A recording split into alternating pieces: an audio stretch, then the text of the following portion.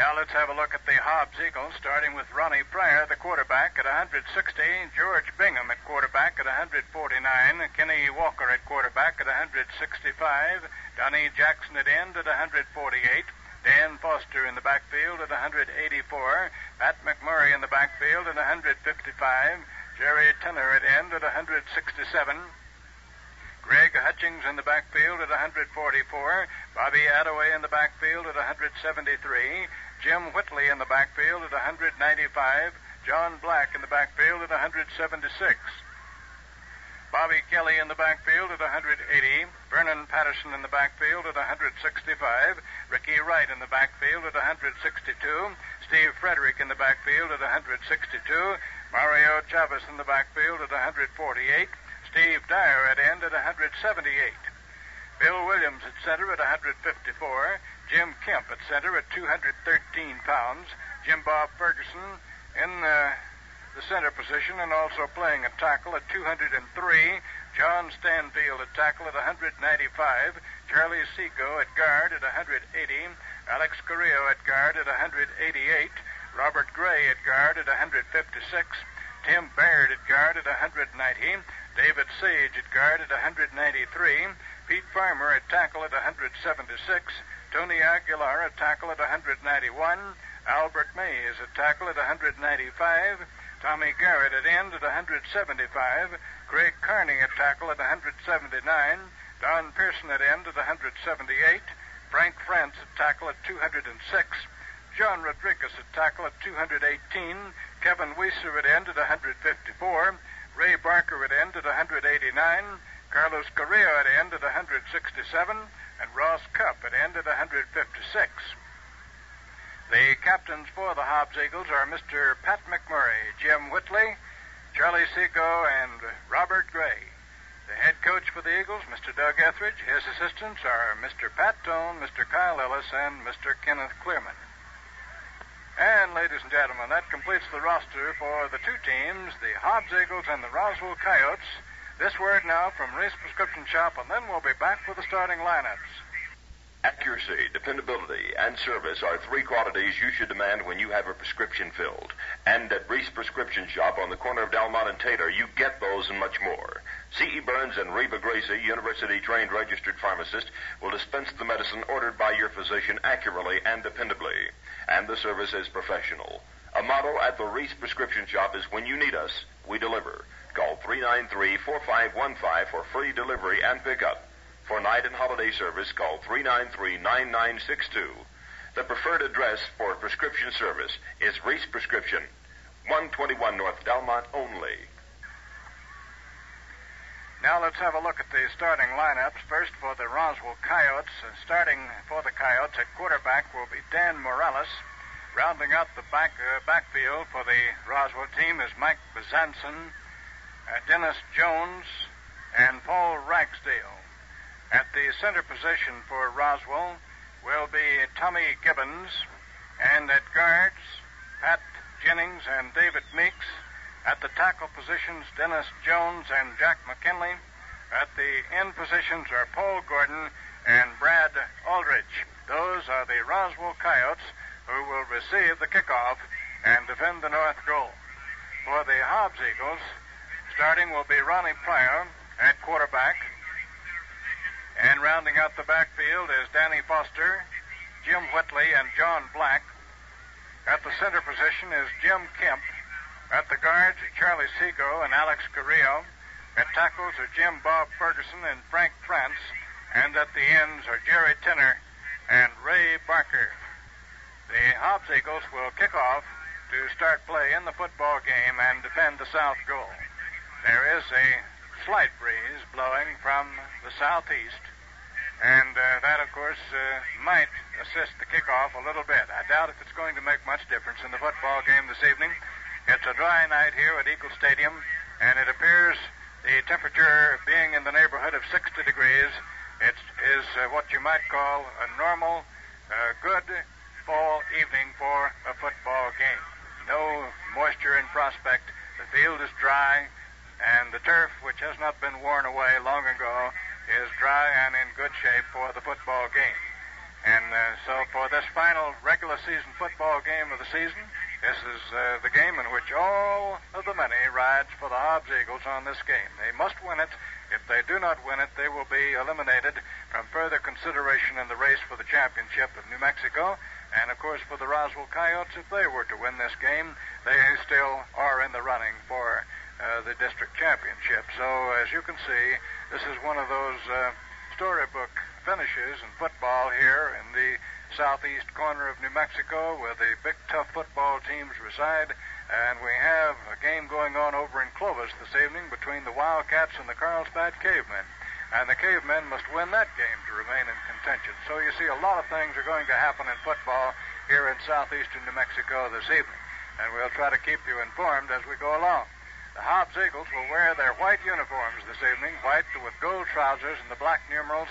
The Roswell Coyotes will have their traditional crimson uniforms, a bright red with gray trousers and white numerals. So that about tells the story, and we'd like to tell you that for this regular season football, we have been pleased indeed to have the Reese Prescription Shop come along with us and to bring you the warm-up time before each and every football game. So this has been warm-up time. This word, then we'll be back with the regular play. The Broadmoor Barber Shop, conveniently located in the Broadmoor Shopping Center, is owned and operated by Elton Kessner, known to most of you as Goober, and offers the latest in hairstyles and grooming aids. The next time you need a haircut or style, stop by the Broadmoor Barber Shop and let Goober or Albert Behar trim, cut, or style your hair. The hours at the Broadmoor Barber Shop are from 8 in the morning to 6 in the evening, 5 days a week, Tuesday through Saturday. The Broadmoor Barber Shop is now offering the new male shag look style for men. That's the Broadmoor Barber Shop in the Broadmoor Shopping Center in Hobbs. You're in tune with KWW 1480, Hobbs, New Mexico. Yes, and thank you very much, Charlie Green. And now we're ready for football. Harry McAdams here with Lee Morton. And we do hope that you enjoy this football game. The Eagles are still in the dressing room with Coach Doug Etheridge. The Coyotes have been back out here on the playing field for the last minute or so with their coach, Don Putzenreiter. And we anticipate the return of the Eagles momentarily here. We have some fireworks display this evening, and it's certainly nice to add to the program to have a few fireworks going off before the football games begins. We have the pep club down on the field, and I think that we'll have some balloons here in a few moments. That always adds an awful lot of color to the pregame. We can see the Eagles approaching from the dressing room on the far side over there, and I think we're going to have a great hullabaloo when they come back into this playing arena. They've got the support out here this evening. I would say that the crowd numbers around 7 or possibly 8,000 persons. All of these seats on the home side are not taken, but the home folks are out here, no doubt about it. And we appear to have a very fine delegation over from our neighboring city to the west, the Roswell, for the Roswell Coyotes. They have their band also, and we will have 2 bands. Lee Morton will tell you at the halftime all about the halftime show. The Eagles now ready to move back into the arena, and here they come. I don't think that we have had a game in a long, long time on which so much depended as we do this evening. The Hobbs Eagles must have this one. They cannot have a tie. Here they come, and the Eagles get a standing ovation. There go the balloons and riding on the wind, and they jump through the big sign down there, and it's a very, very colorful and heartwarming sight indeed. The Eagles back out here, and they appear to be ready for some football. We don't know if Coach Etheridge put the raw meat and gunpowder to him this week or not, but we hope he did. That's what it takes. As we told you before, the Eagles will kick off, and they do have a considerable breeze at their backs. And the Roswell Coyotes, having won the toss, will receive the kickoff to start playing the football game. We'll get their deep men for you in just a few moments.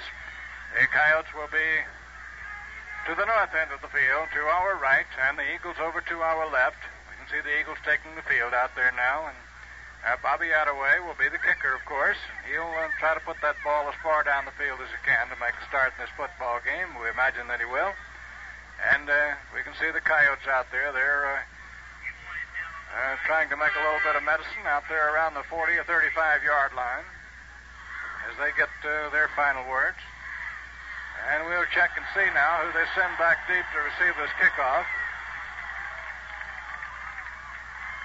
And we can see that one of their deep men will be Mike Bezanson. He's very fast indeed.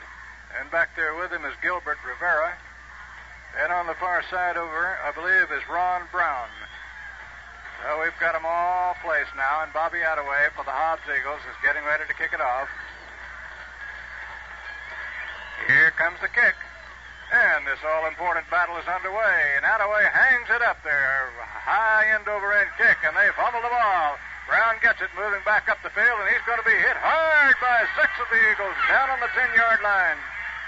He finally managed to get up to the 12, but he was rushed all the way back to the 10 by an avalanche of Eagles who came down on him, and it'll be 1st and 10 to go now for the Roswell Coyotes on their own 12-yard line. Now then, we'll see what they choose to do. Dan Morales is their quarterback.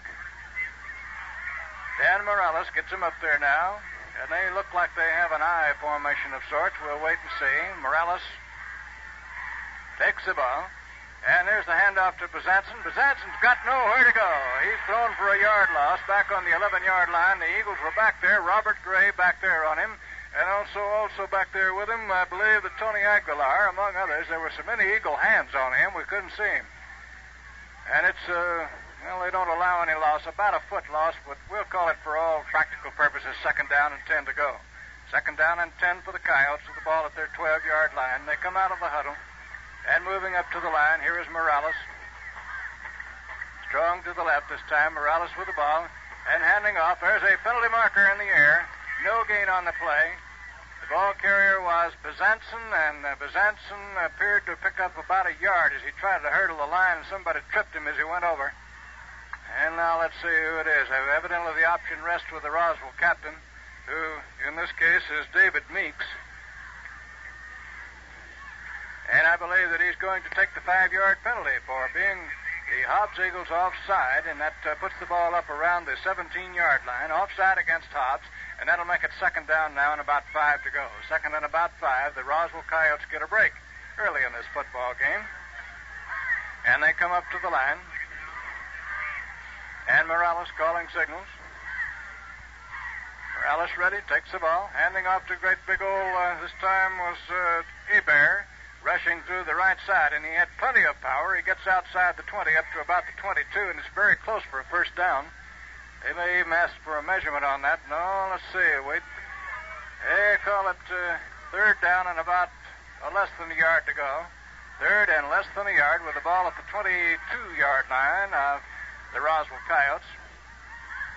So Hebert had plenty of steam on that one. Hebert, incidentally, weighs 190 pounds and plays at fullback for the Roswell Coyotes. And now the Coyotes out of the huddle. They've got 3rd down and short yardage.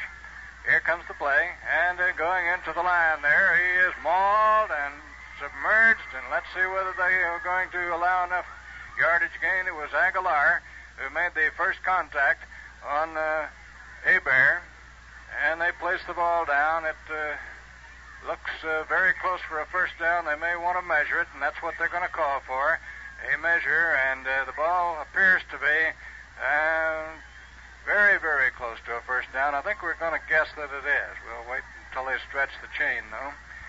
He picked up about a foot on that play. And it's 1st down. 1st down and 10 for the Roswell Coyotes, and they've managed with the aid of a 5-yard penalty to get their first down of the football game. And the ball out on the 23-yard line now of Roswell. They seem to be a very slow operating football team. They don't run very many plays here. And now checking into the game is Morales, still once again. He had a word with the coach during that measurement. Now then, here come the Coyotes out of the huddle, and they appear to be strong to the right this time. And Morales ready, taking the ball. He's going to pitch it back there this time to Bezanson. Bezanson's not going anywhere. He managed to get to about the 22-yard line, and about the time he took that pitch off, why, coming in there to swing him down was Big Don Pearson, who was waiting for him there, and they'll put the ball down at about the 22-yard line. Actually, it was a loss on the play of about a foot, so make it 2nd down and 10 to go. 2nd and 10 for the Coyotes, and this time the ball just outside their 22-yard line. And they move up to the line. Morales calling the signals. Strong to the right again. And Morales with the ball. On the reverse this time, and going into the line to the 25-yard line, I believe, was Bezanson. He gets just a little past the 25 and ran into Tony Aguilar there and David Sage, and also coming in was Albert Mays on that tackle. And they'll split the ball just about at the 26-yard line is where it is, and make it third down now and 7 to go. Third and about 7 for the Coyotes with the ball at their 26.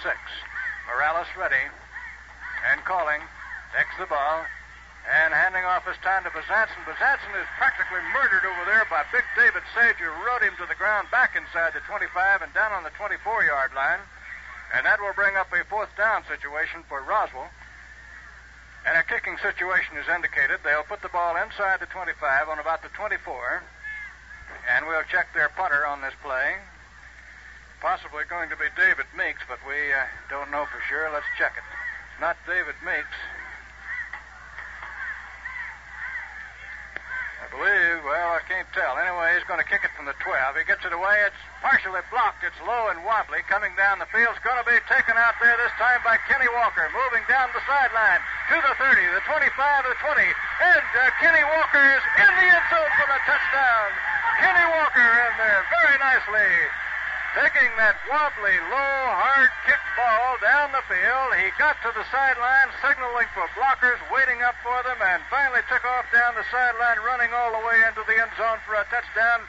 And the Hobbs Eagles have taken a quick lead in this football game. That's the way to do it. Yes, he did. All right, now then, I believe that Mario Chavez is in the game, and Johnny Black will hold the ball down on the 10-yard line. Mario will try to put it through the uprights. Here comes the snap. Ball is down. Mario kicks it high and beautiful, and the score is Hobbs 7, Roswell nothing. Buying oil well service is a little different than buying something at a store. First of all, you need to check reputation. And at Clark's Oil Well Service Incorporated of Hobbs and Jowl is where you hit the jackpot. Clark's Oil Well Service is proud of its 23-year reputation serving oil wells in the Permian Basin based on dependability, quality of professional workmanship, and promptness of action. You get all this every time in the complete oil well servicing offered by Clark's Oil Well Service Incorporated. Clark's are big enough to serve you and small enough to know you. Call them around the clock in Hobbs and in Jowl. And now back to play. We're ready for another kickoff as the Eagles have taken a quick 7-0 lead here, and Bobby Attaway will kick off. Beautiful punt run back by Kenny Walker for the touchdown. Now Attaway ready. And advancing on the ball, he gets a high end-over-end kick coming down to Rivera. On the 8-yard line, he dropped it. He's back to the 10 and the 15. Now getting a little room, but he's up now to the 25, and he's mauled down on the ground there by about half of the Eagles who came in and hemmed him in. Coming in first of all on him, I believe, was Bobby Kelly, among others, and they'll put the ball down about the 25-yard line of Roswell. It's first down and 10 to go for the Coyotes. First and 10 for the Coyotes on their own 25-yard line. Here they come out of the huddle now, and their quarterback is Danny Morales. Dan takes the ball, and handing off his time to Besantzen. Besantzen can't go. And trying to get away from Timmy Baird there. He got a yard, about all. And he was hemmed in by Aguilar. Also in on the tackle there, John Rodriguez, Albert Mays, all of them standing in line to get a hand on Besantzen that time. A gain of about a yard on the play. Up to the 26-yard line will make it second down and 9 to go now for the Coyotes. They come out of the huddle now. Do a wishbone formation of sorts. Morales with the ball. Handing off and coming around this time, going nowhere on the play was Brian Chapeau. Chapeau gets about a yard. Coming to the left, very little more. Robert Gray is hurt on the play. Robert Gray seems to have been shaken up on the play. We'll see. Want to stick around here. We'll have to have a timeout call for Robert. Spunky little guy there seems to be shaken up, and we can't tell for sure. I don't believe it's a leg injury. I think he may have had the wind knocked out. There's Coach Doug Etheridge out there to have a look at him. And so we'll have to have a timeout call with the score, Hobbs 7 and Roswell nothing. Here's how to keep from running out of cash. It's the Insta-Loan at New Mexico Bank and Trust. Stop in at the nearest office of New Mexico Bank and fill out a simple application. Once you qualify, you'll discover how easy it is to write yourself a loan with a New Mexico Bank check. You'll have credit up to predetermined limits. No waiting, no delay. For details, stop in at New Mexico Bank and Trust, the bank that's leading the way in Lee County.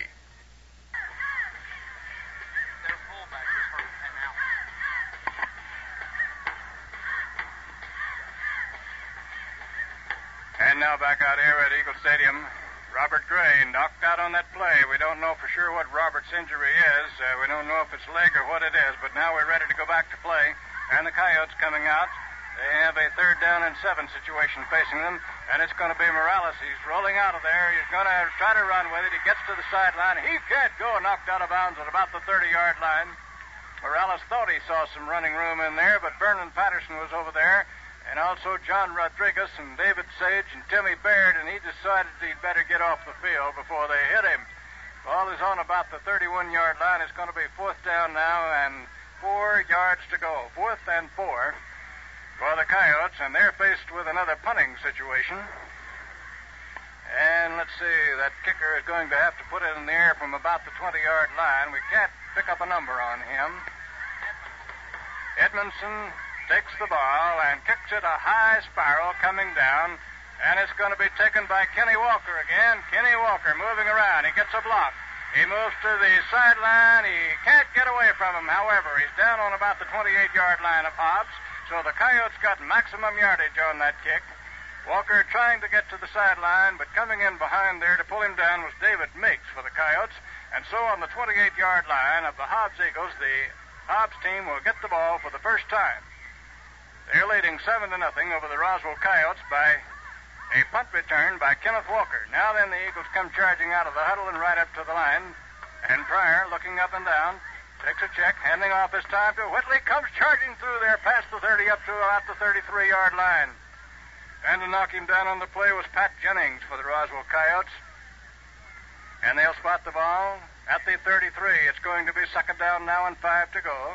2nd and 5 for the Eagles from their 33-yard line. They come out of the huddle with Big Jim Kemp up over the football. Ronnie Pryor now calling, checking his men. Takes a look up and down, takes the ball, handing off this time to Whitley, trying the left side. He gets to about the 34-yard line. He was not able to go that time. The Coyotes saw him coming, and to wheel him down on the play was Pat Castillo for the Coyotes, among others. And so it'll be 3rd down now and 4 to go. 3rd and 4 from the 34-yard line of the Hobbs Eagles. So this Coyote team now is going to be tough to run through. We can see that. They're big and they're strong and they've got some speed. Here come the Eagles up to the line. 3rd down and fairly long yardage, and the Coyotes jamming up the middle. Pryor ready.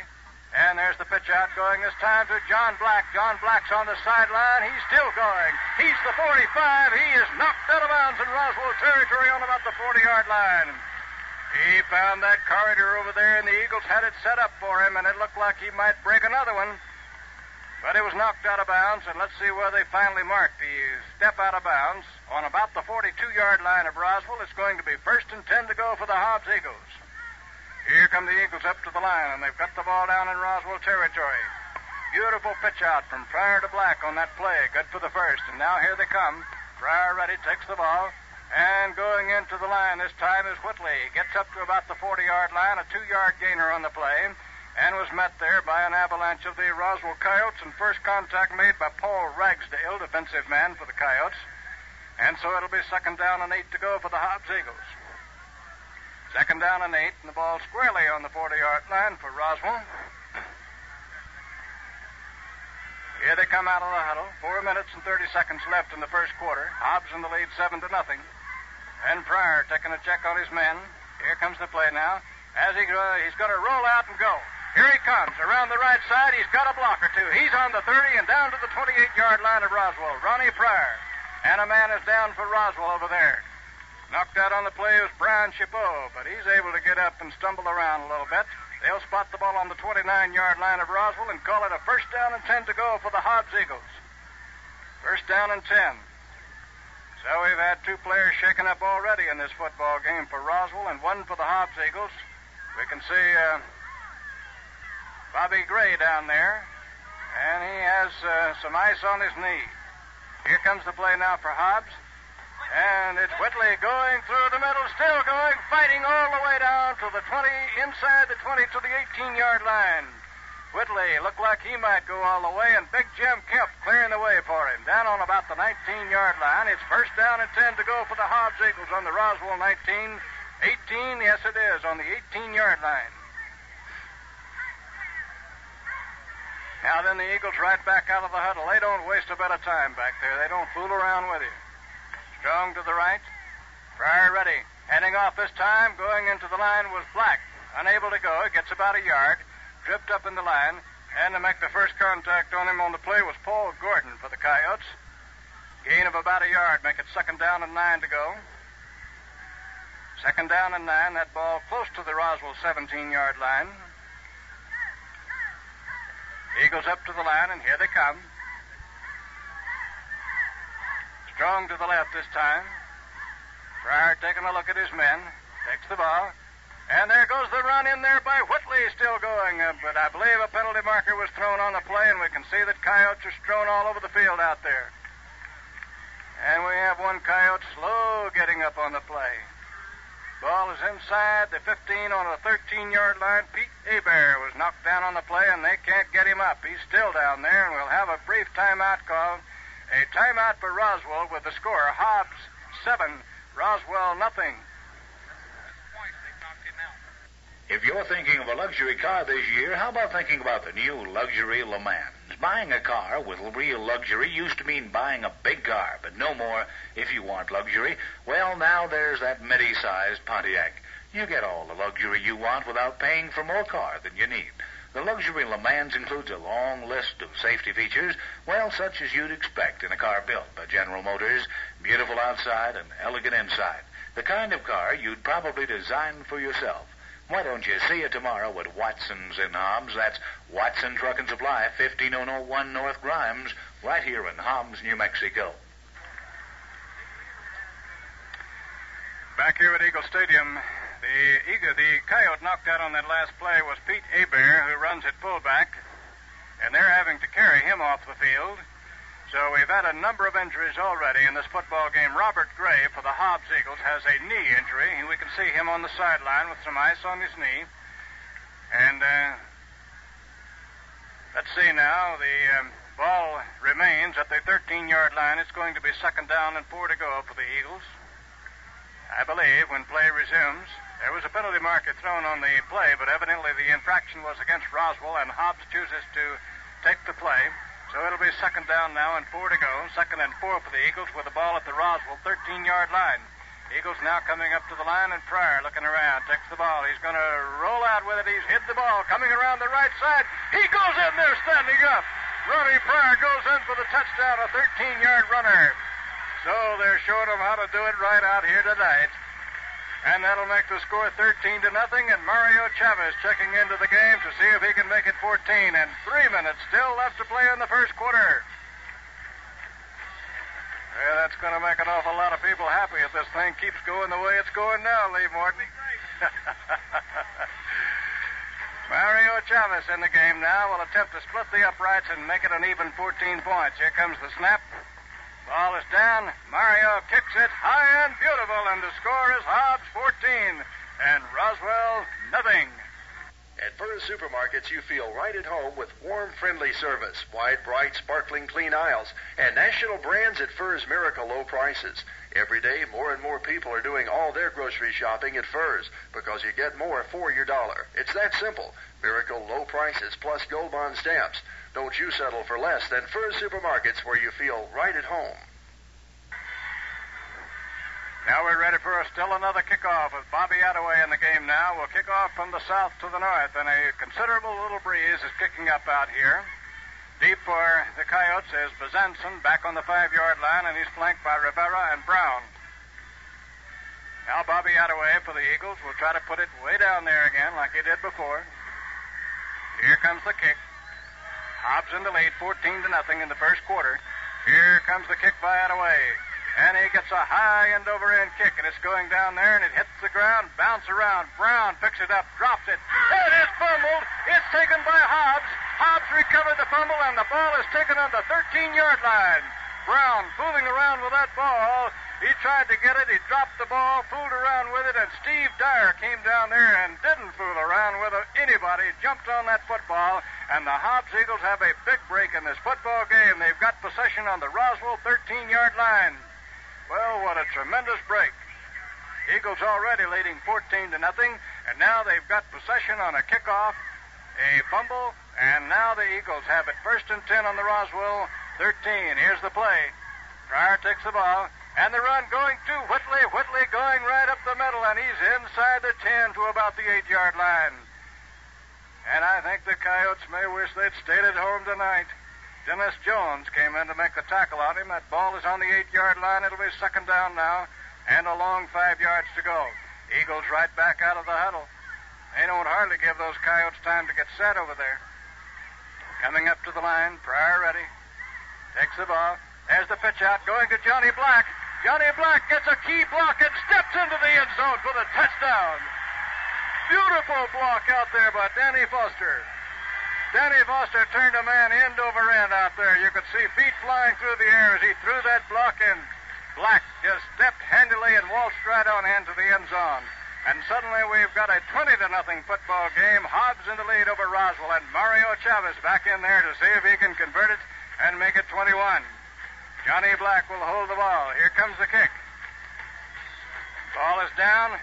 Mario kicks it high and beautiful, and the score is Hobbs 21, Roswell nothing. Contacting the Paul S. Brown Agency will save you many headaches if you do not already carry replacement cost value on your home and personal effects. Inflation Guard coverage can be added to their policies so their policyholders do not have to worry about the additional cost of labor and materials at inflated prices. Stop by the Paul S. Brown Agency at 206 North Turner to have this coverage included in your policy. Now we're ready to go back to play in the Roswell Coyotes, who've had an awful lot of exercise trying to run the ball back here tonight, as Bobby Attaway gets ready to kick it for the 4th time here in the first quarter with still 2 minutes and 14 seconds left to play. Bobby Attaway will kick to Brown, Bezanson, and Rivera back on the 5-yard line. Here comes the kick.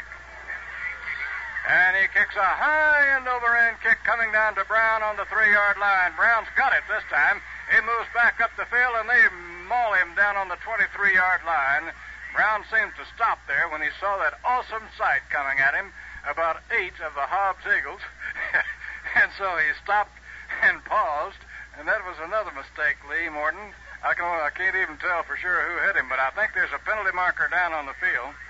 Penalty marker down, and apparently it's against the Hobbs Eagles. They may get to kick that one over, and I don't know, the Roswell Coyotes may like to have it kicked over. They don't want it kicked over. They choose to take the ball where it is. They don't want another kickoff. So the Hobbs defensive unit's in there, and Coyotes in the huddle. We'll get it 1st down and 10 from their 22-yard line. Here they come out of the huddle now and moving up there. Coyotes moving, and Morales ready. Morales takes the ball, handing off to Bezanson. He's got nowhere to go, but he scoots through there. Bezanson found a little bit of daylight, and he scooted through past the 30 up to the 32-yard line. Eagles seem to have him completely surrounded, and he squirmed loose from the entire gang. Down on the 31-yard line, it's a gain of 9, so it'll be 2nd down on the yard to go. Actually, there was no tackle there because after Bezanson squirmed free, he ran stumbling through the line and was able to pick up the yardage. So it's 2nd down now and a yard. Here come the Coyotes up to the line. Morales ready. And Morales pitching out.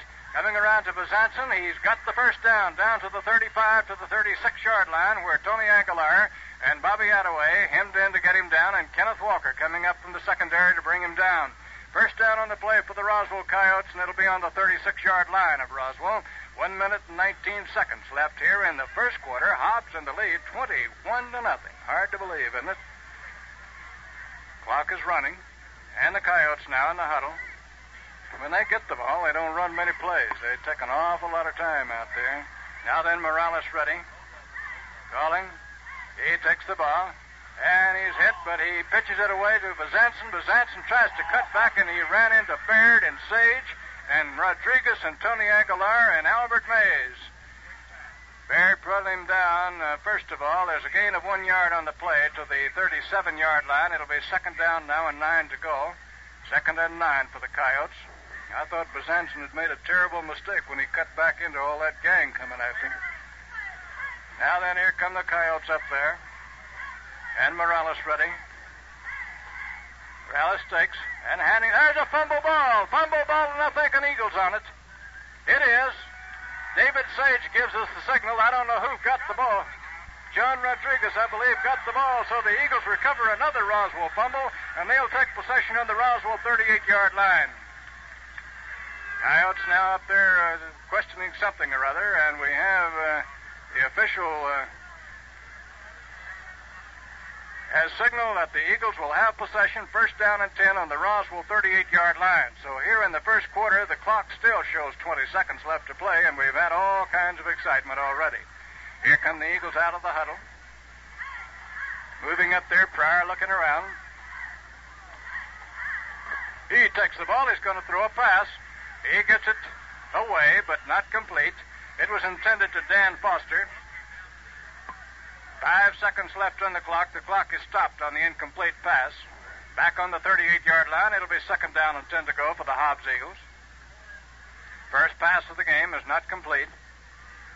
Well, about at the 39-yard line, it's equally distant between the hash marks, so we'll call it the 38.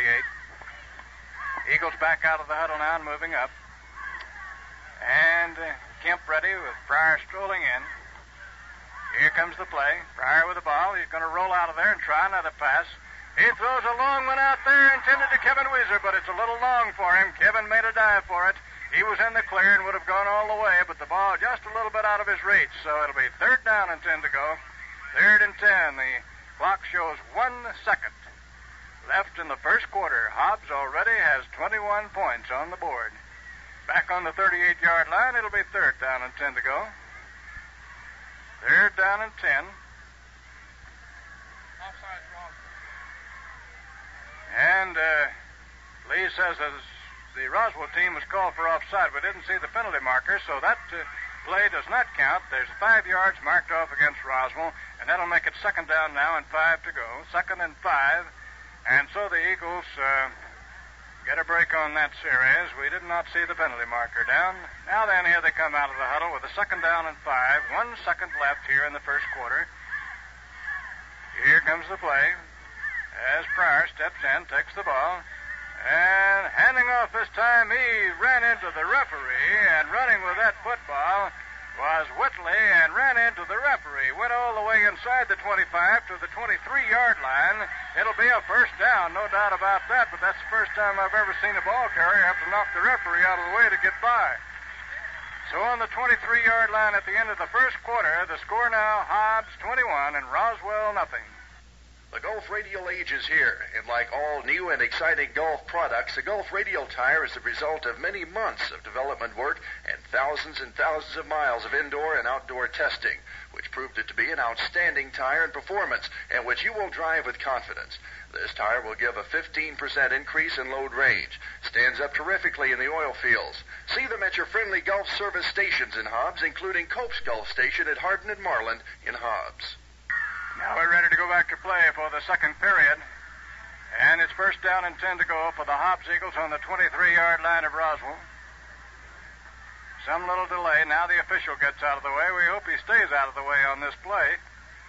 Here comes the play, and taking the ball this time is Johnny Black. Goes to the 20, inside the 20 on the 19-yard line. It was Whitley instead of Black. Correction, it was Jim Whitley carrying instead of Black. And knocked down on the play for Roswell by Paul Castillo. It'll be a three-yard pickup. Make it second down now and about 7. Second and 7. Whitley coming out of the game for the time being. Now then, moving up to the line, we can see Greg Hutchings in the game for Whitley. And here comes the run into the middle by Johnny Black, and he goes rushing to the 15 down to the 14-yard line. And knocked down at the 14 there by big number 70 was David Meeks, among others. And so then we have some question on this play, I believe. They may want to measure. Yes, there's going to be a measurement, no question on the play. And it's very close to the first down. The ball is just about at the Roswell 14 or 13-yard line, and here comes the measurement. We'll see whether the Eagles have a 1st and 10. The stretch of the chain. And it lacks about a foot. So it'll be 3rd down and call it a yard to go for the Hobbs Eagles. Leading 21-0 here as we open play in the 2nd quarter. Eagles already have made an even 100 yards according to Lee Morton's figures here. Now then, the Eagles out of the huddle and coming up there. Let's see what they choose to do with it. Pryor strolling in. Takes the ball. He keeps it. He's going to try up the middle, and I believe he's got the 1st down and a yard to spare. See where they put the ball down. It should be very close to the 12-yard line. It's on the 12. And it's a 1st down and 10 to go for the Hobbs Eagles. 1st and 10 on the Roswell 12. Early in the 2nd period of play. The Eagles have been able to move the ball very effectively out here with 101 yards already after 1 quarter of play.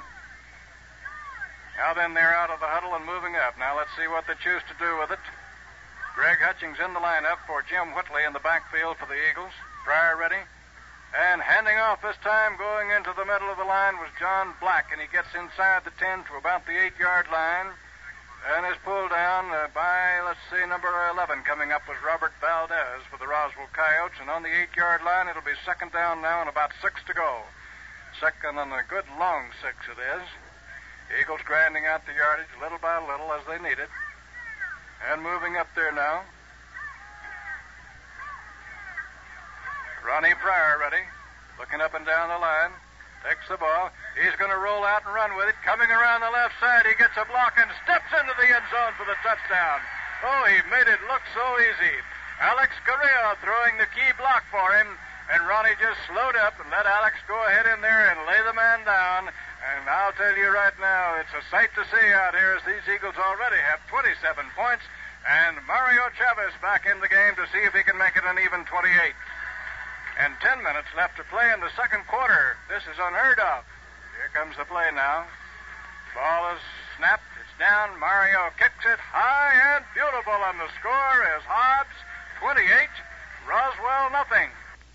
You may not need oil well service often, but when you do, the situation is critical. And the first qualification you look for is reputation. And this involves such things as know-how, years of experience, dependability, available equipment, and prompt action. Clark's Oil Well Service Incorporated of Hobbs and Jowl with 23 years experience. Clark Oil Well Service is large enough to serve you, small enough to know you.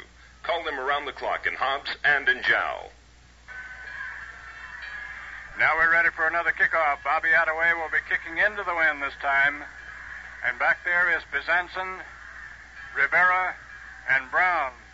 This will be the 5th kickoff in this football game for the Hobbs Eagles after about 1 quarter of play. Now then, here comes the kick now by Attaway. This may be a little bit shorter than the others because he'll be kicking into the wind. And he kicks it high. It is a much shorter kick. It's down to about the 20-yard line. It's picked up out there on the 20 by Paul Gordon. And Gordon trying to move back here, and he is hit by that old avalanche down on the 25-yard line.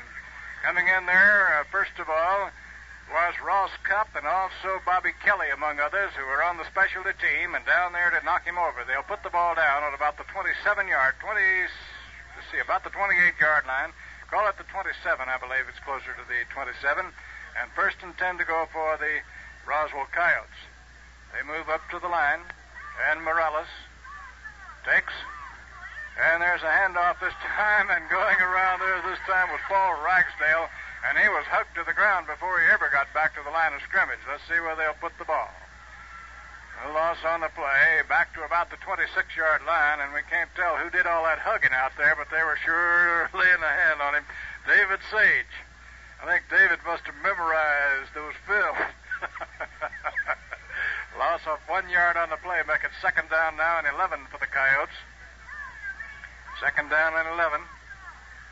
And Morales ready. Takes the ball, and hands off his time, going in there, and he gets through. That ball is to Bizanson, and he found his hole. He gets to the 40-yard line before the Eagles could pull him down, and it was Donnie Jackson who rode him to the ground at that point. So Bezanson, with all the speed that we've heard about, came through for them that time and gets up to the 40-yard line. It'll be a 1st and 10 to go for the Coyotes. 1st and 10 for the Coyotes on their own 40-yard line. Hobbs in the lead, 28-0. Coyotes moving out of the huddle now. And Morales now handing off to Bezanson again. Bezanson ran into some trouble on that play. Bezanson trying to move in there, and we can see an awful lot of slugging. Timmy Baird came in and put a stop to the foolishness, but it's a gain on the play of about 3 yards. A 3-yard pickup on the play will make it 2nd down now and about 7 to go. 2nd and about 7. We've seen some slugging out there and elbowing after the play was over a time or two.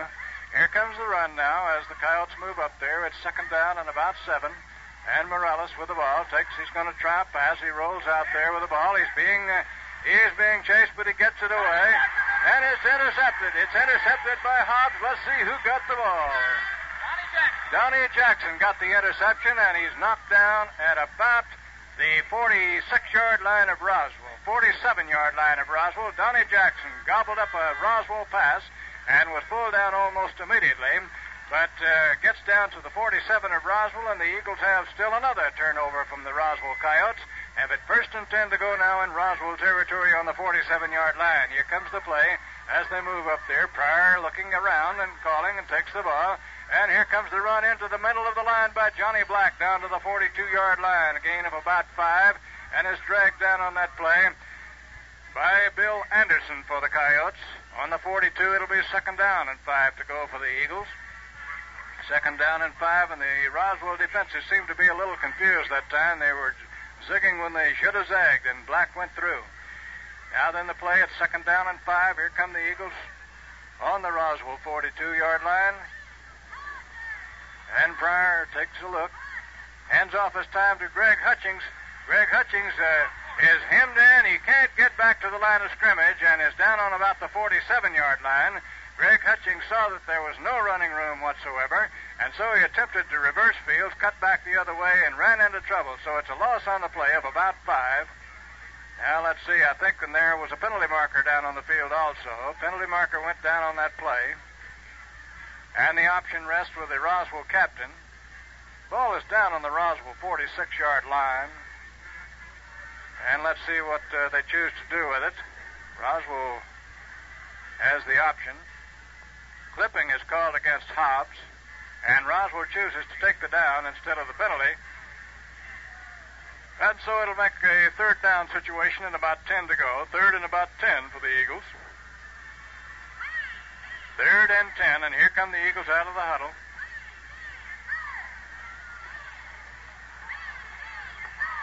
And Pryor now takes a look. He's got 3rd and long yardage. Takes the ball.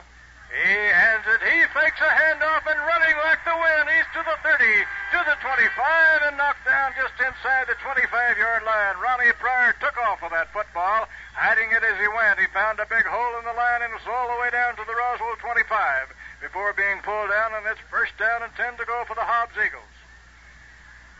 That caught everybody flat-footed on that one. Down on the 25, here come the Eagles out of the huddle. 1st and 10 to go. They're already leading 28-0 over Roswell. And now then, here comes the run, this time by Jim Whitley going around the left side. He's pulled down inside the 20 on the 19-yard line. And to pull him down on the play for Roswell was by Valdez. And he stepped out just at the 19-yard line of Roswell, says the official. So it'll be 2nd down now and about 4 to go. 2nd and about 4 for the Eagles. And they've turned these Roswell Coyotes every way but loose out here tonight. We're in the 2nd quarter of play. Now then, Pryor ready, moving up there, takes the ball, handing off this time to Greg Hutchings. He can't go. He can't go. He's thrown for a loss back to the 23-yard line. And to pull him down on the play was David Meeks. Greg Hutchings, they saw him coming on that one, and it's a loss of about 4. Make it 3rd down now. And right at 8 yards to go for the 1st down. The ball on the 23-yard line of Roswell. Here come the Eagles up to the line. 3rd down and long yardage still once again. As they move in there now, and Pryor takes a look at his men. Handing off this time to Danny Foster going through there. He's going to go in for the touchdown. Denny Foster had the blocks. He found a big hole out there and romped in there standing up. Beautiful blocking by Alex Carrillo, among the others, and Big Jim Kemp in on the play. And so the Eagles now lead it 34-0. And out we have Mario Chavez into the game to see if he can make it an even 35.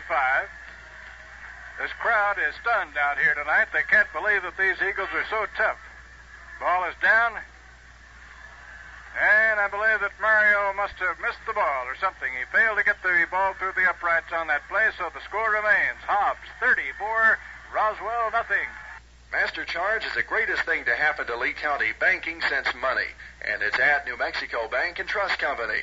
Master Charge is all the credit card you'll ever need. Better than money, you can use your Master Charge card at hundreds of stores and businesses here in Lee County.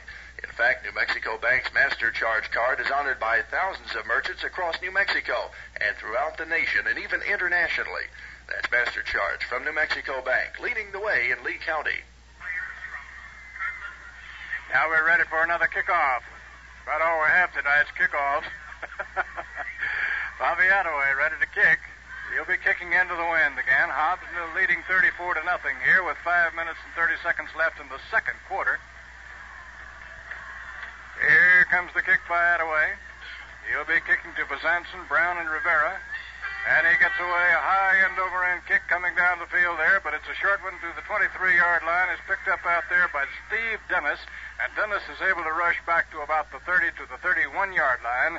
And Steve Dyer coming in there. Also in on the play was Bobby Kelly, among others, and they pull him down. They'll put the ball down at about the 32-yard line is where it is. First down and 10 to go now for the Roswell Coyotes.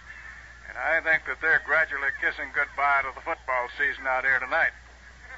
34 points in the first half, I don't know. Here comes the play. Morales ready. Takes the ball. He's going to hide it and try to run with it. He gets away from one or two. He's got some running room to the 40, 45, and down to the 50-yard line. He gets to midfield. Morales hiding that ball very effectively, and Kenny Walker came up, and Tony Aguilar pulled him down, Bobby Attaway, and he reaches just about to midfield, lacking about a foot. It's first down and 10 to go now for the Coyotes. First and 10 for the Coyotes on their 49-yard line. Here comes the play now. The Coyotes showing signs of good running ability a time or two.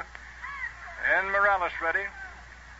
Takes the ball. Handing his time is Ron Brown going around the left side. He gets about a yard or two inside Hobbs territory for the first time this evening. Roswell has the ball in Hobbs territory on the 49-yard line. He was knocked out of bounds over on the far side over there, and coming in to do that damage was Craig Carney for the Eagles. And let's see where they put the ball finally. It'll be on about the Hobbs 48-yard line. Make it second down now and 7 to go for the Coyotes. And Morales takes the ball, coming around the right side this time. He's going to be chased and pulled down from behind, and coming in there was Timmy Baird, I believe. Timmy Baird was breathing hot air on his neck down on the 48-yard line of Roswell. He's thrown for a 3-yard loss. Baird came through, and Morales looked back over his shoulder and saw that terrible sight coming down on him. And I think it kind of shook him up a little bit. He tried to get away, and there wasn't any getting away. They're down now, and about 11 yards to go. Here comes the play. There's the pitch going to Bezanson. He's going to try a pass. He's being chased. He gets it away. Incomplete. Incomplete. Intended on the far side over there to Brian Chapeau. And so back on the 48-yard line of Roswell, the Coyotes will have to kick it out of there. It's fourth down and 11 to go for them. And so then the Eagles will see if they can do anything with this punt. The Roswell Coyotes are certainly in bad shape out here tonight. The Eagles are leading 34-0 with 4 minutes left to play in the first half. Now then we have for Roswell, David Worley will attempt to kick it from about the 35-yard line of Roswell. He gets a high pass from center, but he booms it out of there. Got a real high kick there, taken down the field on the 10-yard line, and getting the ball to the sideline is Greg Hutchings. He's got it back to the 40-yard line. A very nice run back by Greg Hutchings, but I believe we have a penalty marker down on the field also. A penalty marker went down on the play, so that beautiful kick by David Worley and a good run back by Greg Hutchings may be nullified. Illegal procedure called against Roswell. Illegal procedure is the signal against Roswell. And I believe the Hobbs Eagles choose to take the ball where it is on the 39-yard line. They were satisfied with Greg Hutchings' run back there on the play, so it'll be 1st and 10 to go for Hobbs on their own 39-yard line. Hobbs has scored every time they've had the ball out here this evening. On the 39, here come the Eagles up to the line now, and Pryor calling signal. Takes the ball, handing off this time to Danny Foster coming through. He can't get through. He gets to about the 40 and was cut down on the line by Paul Ragsdale for the Coyotes. Gain of about a yard on the play will make it 2nd down now and 9 to go. 2nd and 9, and the Eagles taking a look over their running game here to see what they can do. 3 minutes and 15 seconds left in the first half. The clock is running. The Hobbs team has an almost insurmountable lead of 34 to nothing right now. Pryor ready, takes the ball, handing off this time to Whitley. Foster. He gets away from 1 or 2 and finally gets to the line of scrimmage, is knocked out of bounds on the 43-yard line. Danny Foster appeared to be in trouble back there, but he shook free and was able to get on up the field to about the 43-yard line. We could see the 1 on that jersey. We couldn't see whether it was a 2 or 3, and it turned out to be Foster instead of Whitley. So on about the 42-yard line it is where they put the ball. It'll be 3rd down now and about 7. 3rd and 7 for the Eagles. They come up to the line. They're on their 42-yard line. And Pryor calling, takes the ball. He's going to try a pass. He's being chased. He gets it away. It is intercepted on the Roswell 40. And I believe taken by Brian Chapeau. That ball was thrown right into a crowd of players, and it turned out to be Chapeau for Roswell who got the ball. And so Roswell gets the turnover at the expense of the Hobbs Eagles and will take over 1st and 10 on their 39-yard line. 1st and 10 for Roswell on their own 39, 2 minutes and about 50 seconds left to play in the first half of the football game. Now then, here come the Coyotes out of the huddle and up to the line. Morales calling and takes the ball.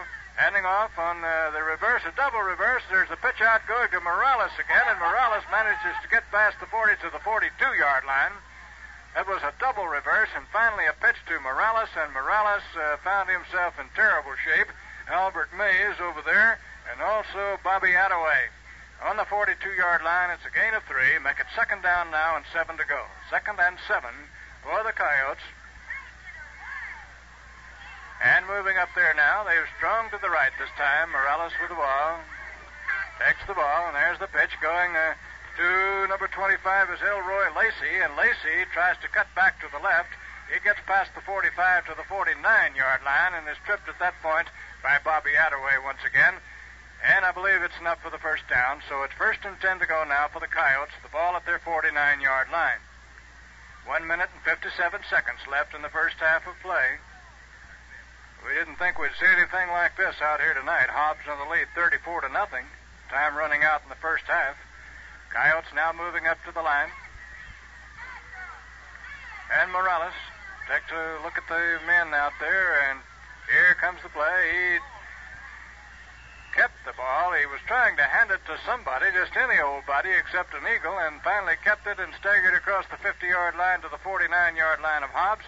And Roswell calls a timeout to stop the clock with the score. Hobbs 34, Roswell nothing. Have an adventure on wheels with that go-anywhere vehicle. So get away from it all and take it with you in the all-new Scout 2. Weekends or weekdays, whenever you feel the urge, your Wow Wagon is always ready to go. And it just might become your number 1 car, too. It's built by International Harvester with more room, stronger construction, wider choice of engines than ever before. So get a move on and join the fun. Watson's will help you select the Wow Wagon to meet your needs. So why don't you start a new way of life today at Watson Truck and Supply, 1501 North Grimes, here in Hobbs. Now then, here comes the play. Morales is going back to pass. He gets it away. It's almost intercepted out there. Almost intercepted by Steve Frederick, but not so. The ball hit the ground at his feet. So back on the 49-yard line, it'll be 3rd down and 9 to go for the Coyotes. 3rd and 9 for the Coyotes. The clock is stopped on the incomplete pass with 1 minute, 27 seconds left in the first half.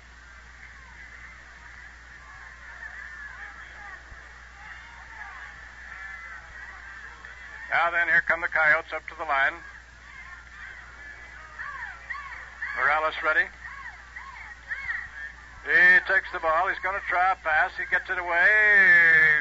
On the 40-yard line of Hobbs. On the 39-yard line, it was Steve Whalen who threw the ball instead of Morales. We didn't see it until too late to tell you, but the pass was complete and up to the Hobbs 39-yard line. It'll be 1st and 10 to go now for the Roswell Coyotes, and this is their deepest penetration of the evening. They've got the ball in Hobbs territory on the 39-yard line. 1 minute and 19 seconds left, and they called timeout to stop the clock, but we're going to stick around here. We don't want to miss any plays on the closing moments here in the first half. And the Coyotes now, they hope that they've got something moving out here. We don't know whether they have or not.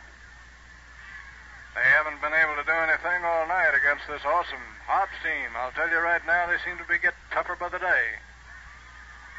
Now then, on the 39-yard line of Hobbs, it's 1st and 10 for the Roswell Coyotes. We have 1 minute and 19 seconds left in the first half. Hobbs is in the lead, 34-0. Now then, the Coyotes moving up to the line. And it's Whalen again at quarterback. He's going to try a pass. He throws it. It's almost taken by Donnie Jackson again, and somebody gave him a wrench on the neck out there. Donnie Jackson had the ball, and it was already on the ground, and whoever that pass receiver was jumped on him and tried to wrench his neck a little bit out there in spite of it all. So it'll be 2nd down now and 10 to go. 2nd and 10 for the Coyotes with the ball at the Hobbs 39. 1 minute and 15 seconds left. Whalen can throw the football. We can see that. Whalen, the new quarterback for Roswell. Here comes the play. As Whalen now going back to pass. He gets it away to Besantzen. Besantzen going to the left side. He gets to the 35 to the 32-yard line. And is pulled down over there by the defensive team. Pat McMurray getting him. And also in on the play was Tim Berry. Went back there just to be sure that everything was all right. And on about the 32-yard line, it'll be 3rd down and 3. 3rd and 3. The clock is running, showing 50 seconds in the first half. And Whalen takes the ball. He's going to try another pass. He gets it away. Incomplete. And it was intended on the play to Brad Aldrich. It'll be 4th down now. 4th and 3 for the Coyotes. 4th down and 3 to go with the ball at the 33-yard line of the Hobbs Eagles. And this is the farthest down the field that the Coyotes have been able to move the football all night. 49 seconds left here in the first half. And we'll see whether they choose to gamble on this and give the Eagles the football with just a few seconds left more to play or not. They move up there, and they're going to try to get the 3 yards. Here's a play now as Whalen, the quarterback, goes back to pass. He throws a long one out there. It is incomplete. Incomplete. The ball will go over Steve Frederick in there to break up the play, and with 45 seconds left in the first half, the Eagles will take over on their 33-yard line. Tremendous stand out there by the Eagles. And now then we'll see whether they can do anything. They've got a long way to go, but they've scored every time they had the football out there tonight, with one exception when a pass was intercepted. So we'll see what they can do in 45 seconds. Eagles coming up to the line now and moving in there. Greg Hutchings in the backfield for Jim Whitley. Pryor with the ball. And handing off his time, going into the middle there like the wind. Coming is John Black to the 50, the 40. He gets a block. He's going to go all the way. Johnny Black going all the way for the touchdown. He carried that ball all the way from the Hobbs 33-yard line. I just tell you right now, I've never seen anything to equal this, and that's going to make it an even 40 for Hobbs and nothing for Roswell, and we still can't get this first half over. Mario Chavez in the game. John Black was through and into the secondary, and I'll tell you right now, he was laying it down. All the way for the touchdown, and Mario Chavez will see if he can make it 41.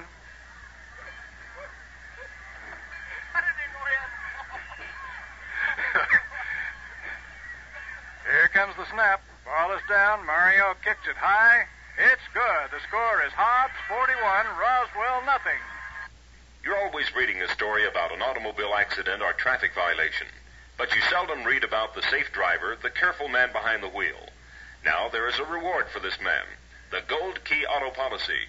It can save the safe driver $20 or more a year on insurance rates. Chances are that you can qualify if you have not had an accident or more than one moving violation within the past 3 years. For full information about the Gold Key Auto policy, call the Paul S. Brown Insurance Agency at 393-5191 or go by 206 North Turner in Hobbs.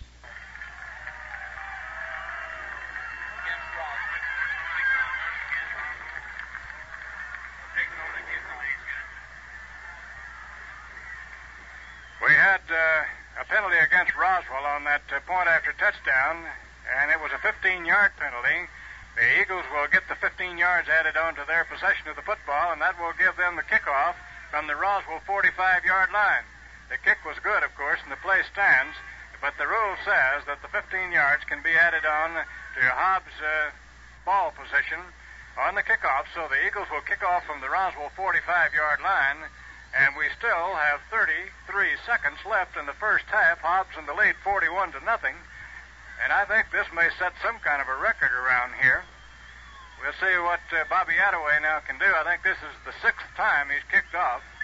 And it's an onside kick. It bounds over somebody's head. That ball is a free ball, and the Eagles are in there after it. I think they may have gotten that football down on the 25-yard line. We'll wait for the signal. They've got a big pile of players down there. They did it. Coming up with that football was Pete Farmer. And the Roswell Coyotes are mighty, mighty slow to get up. 29 seconds left on the clock. The Eagles kicked off deep in Roswell territory and recovered a Roswell fumble on the 25-yard line, and the Eagles have possession still once again. They've scored every time they had the football tonight except one. Now then, moving up to the line, it's 1st and 10 for the Eagles on the Roswell 25. Here comes the play on the reverse. There goes Hutchings. He shakes 3 from 1. And there's a penalty marker down over there. Penalty marker thrown as Hutchings gets to about the 22-yard line. Penalty marker went down on the play, and we'll see what that's going to mean. Down on the 21-yard line is where the ball is down. But now the penalty marker may indicate clipping or something on the part of the Hobbs Eagles because they're retreating back up the field, and surely they're not going to let the Hobbs Eagles have the ball where it is on the 21-yard line, and I think that may mean that the Eagles will be penalized 15 yards back to the 36-yard line. That's 15 from the point of the foul, and that will make it first down then and about, call it 21 yards to go. 7 seconds left on the clock.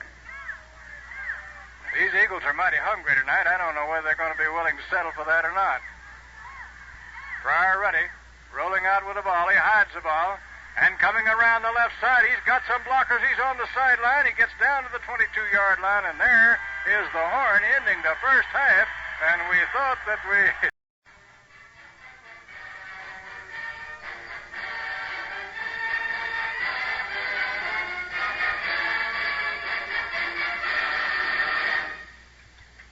Rogers Music Company will present the Eagle Marching Band at the same time preceding each football game this year.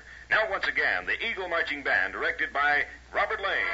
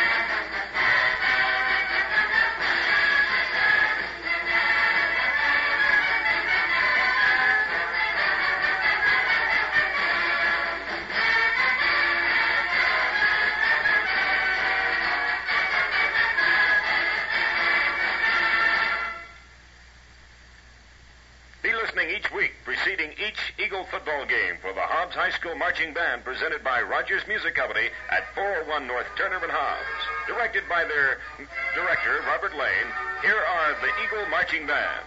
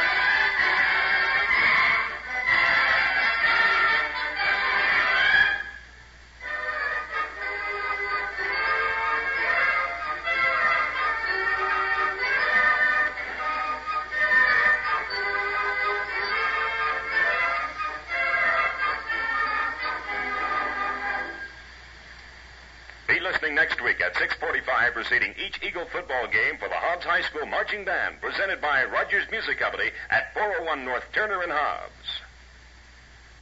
Start saving for the tomorrows today. Save where your money earns more. Save where your money is safe. Save where your money is readily available. Save at Fidelity Savings and Loan Association of Lee County, 119 North Lynham and Hobbs. Each and every account is insured up to $20,000 at Fidelity Savings and Loan Association, Lee County's first and oldest savings and loan association.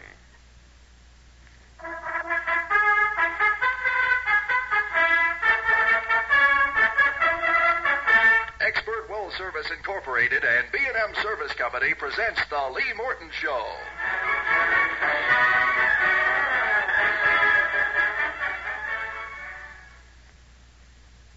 A job done right the first time will save countless hours of downtime and unnecessary expense.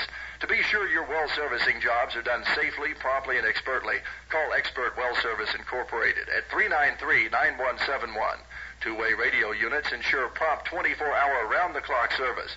All work done is under the supervision of experienced pushers who know their equipment and who know the oil business.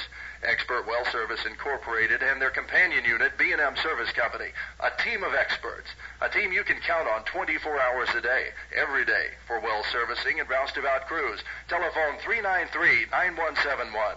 Expert Well Service and B&M Service Company.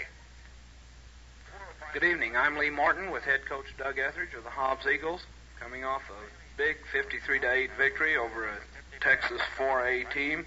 And, Coach, rather than talk about that football game, because 53-8 says it all, we've had reports back here at this radio station. They've come to this commentator's attention, and I would like to mention it publicly. We had a report from Clovis, from the owner of the Villa Restaurant, on the Hobbs Eagles, when they came up to Clovis to play football, ate their pregame and I take it postgame meals there, and he remarked to several people that this is the finest bunch of young men that he has ever served, that their manners were perfect, that they had respected the feelings of the Clovis townspeople before and after the game, and I just think it's great when you get reports like that on a bunch of young men. Well, Lee, of course, this group of young men feel like it's kind of a tribute to them, and I think that they feel that they can certainly get more recognition from doing things the right way than they can, say, going in and hooping and hollering after a win or before a ball game or something. And I think they take a great deal of pride, our Hobbs Eagles do, in the fact that people can certainly recognize and understand their feelings, and I think get more attention by doing the things the right way than they can doing things the wrong way. And they kind of take it upon themselves to conduct themselves as gentlemen anytime that they go into restaurants. And I think it's certainly a tribute to this team and to this group of young men. Well, I certainly do, too, and, of course, to the coaching staff. Coach, we're looking at a big one again tonight. It seems like every time we get a district foe, it's a do-or-die game, and, of course, tonight has to be. One of these two teams undoubtedly will hang up their uniforms after tonight. What kind of team other than an apparently off-and-on team, and perhaps that's not fair either. With Roswell, they were defeated by Artesia. They come back and defeat a good Clovis football team. Just what is it that these Coyotes have? Well, of course, first of all, Lee, they've got speed, they have size, they've got the ingredients that it takes to make a good football team. They size, speed, and experience. And right there, when you have those three ingredients, why, you certainly have the possibility of having a good football team if things are all molded right and everyone's attitude is right. Why, there you have, the beginning of a good football team. And, of course, they have lost some football games throughout the year. They have also won some ball games. They've been defeated by good teams, and they've defeated good teams. For example, early in the year, they defeated Irving of El Paso when supposedly they were not a real good football team. Irving, in the meantime, has come along and is winning that district in El Paso as one of the best teams. And incidentally, Irving beat El Paso Bel Air, a team that we played and defeated. They beat them they beat them 16-13. Well, Roswell beat Irving 16-13. And Irving beat Bel Air 28-7, I believe, or something like that. So they have had the possibility of a good football team even at the beginning of the year. They beat West Mesa in their first ball game 7-6. West Mesa since has come along and become a real outstanding football team. And in the between time in there, while they did have some losses, and I really can't explain it except I think they had some discipline problems or some squad morale problems on their football team that they have since gotten settled between the coaching staff and the players, and they kind of, since that time, have really gotten together and have come on strong in the last few weeks. What kind of offensive formation will they come out of, Coach? Basically, Lee, they run in an I with a slot formation to one of the sets that we run on occasions, but they do have a multiple type of offense, and they do flip-flop their line and will run from any number of 6 or 7 sets, but basically it is an I-type formation. They have a split end all the time, and instead of the split end is a young man by the name of Aldrich who has run sub-10 flat speed on a 100-yard dash, and that's real good. That's better speed than anyone we have at the present time. So they have the thing's speed. And are they primarily a ground or a air team, or half and half, or how would you break it down? Well, I'd have to say that their strongest forte, supposedly, is their running attack, because they have a young man by the name of Bazanson, who is their tailback, who gained 181 yards or 184 against Clovis, and he has sub-10 flat speed also. He runs the 100-yard dash extremely fast. He has good moves. He seems to find an opening, and he can shoot through and pick up the yardage. He reverses his field on occasions. He starts one way and goes back the other if the field is crowded, and he just has a knack for seeming to get open and make the long run, and I feel like that he's really improved. He's a junior, and I think he's coming along. He's a much better football player now than he was early in the year. Coach, then in a nutshell, with Roswell's record as it is, with the material they have, would you say that, as I stated earlier, they are an up-and-down team, or they are an improved team? Maybe that'd be more fair. Well, I think really both, Lee. I honestly think that both statements would probably have some amount. They are up on occasions early in the year, and they beat some good football teams, and then they came back and in one or two instances seemed to let up very much and get beat by teams. But then they come right back the very next week and have an open date, and then they play Carlsbad to a 26-21 loss, actually, but they were ahead of Carlsbad 14-3 at one time during the ball game.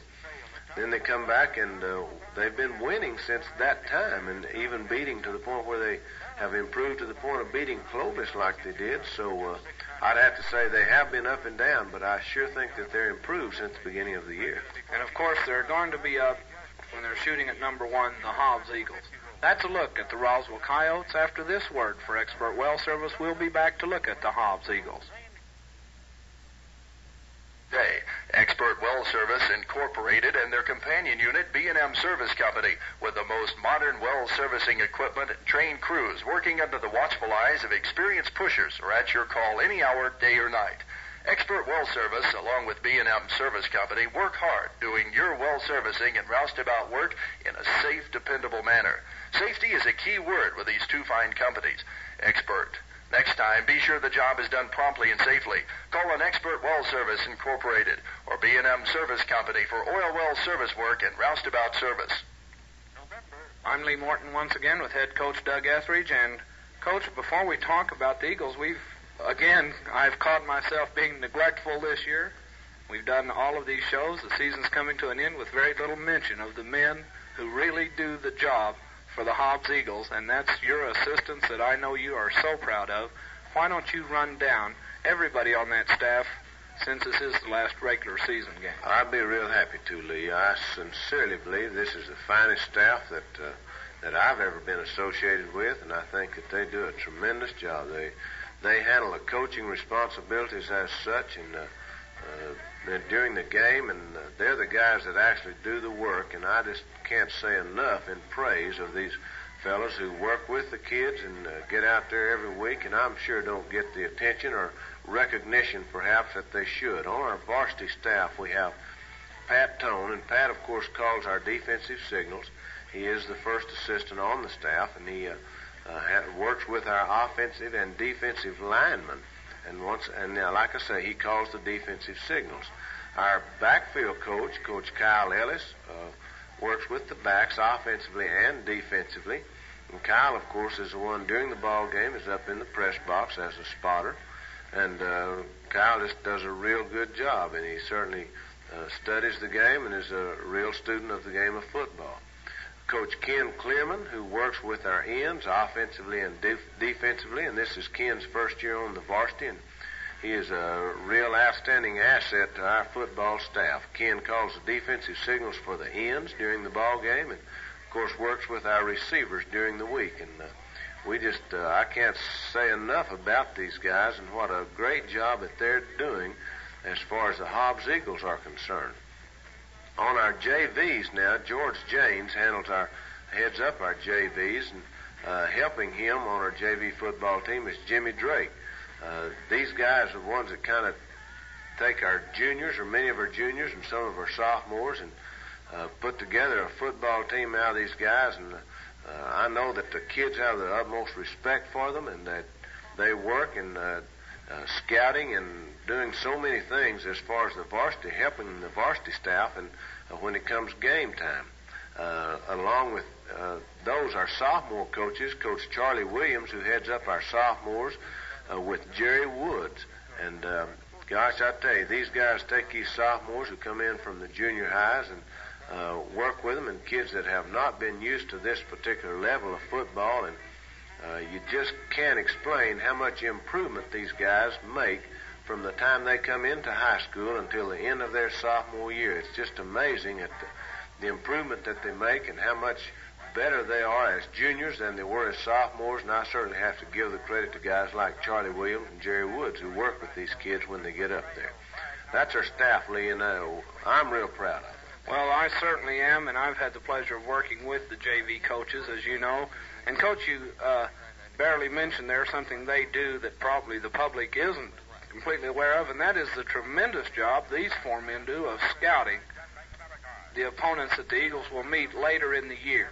Every week, some of these guys go out to scout a particular team that we're going to play later in the year. Like I said, we try to scout them 3 times, and on Friday nights, these guys, of course, never get to see us play, or rarely get to see us play, I should say, because they're always out scouting our next opponent, or the next, or something of that order, and consequently, they don't get to see the ball games except on film, and they're busy Thursday nights, Friday nights, and Saturday nights, and I'm real proud of them, and I'm sure the public is also. Those that hear the report certainly should be.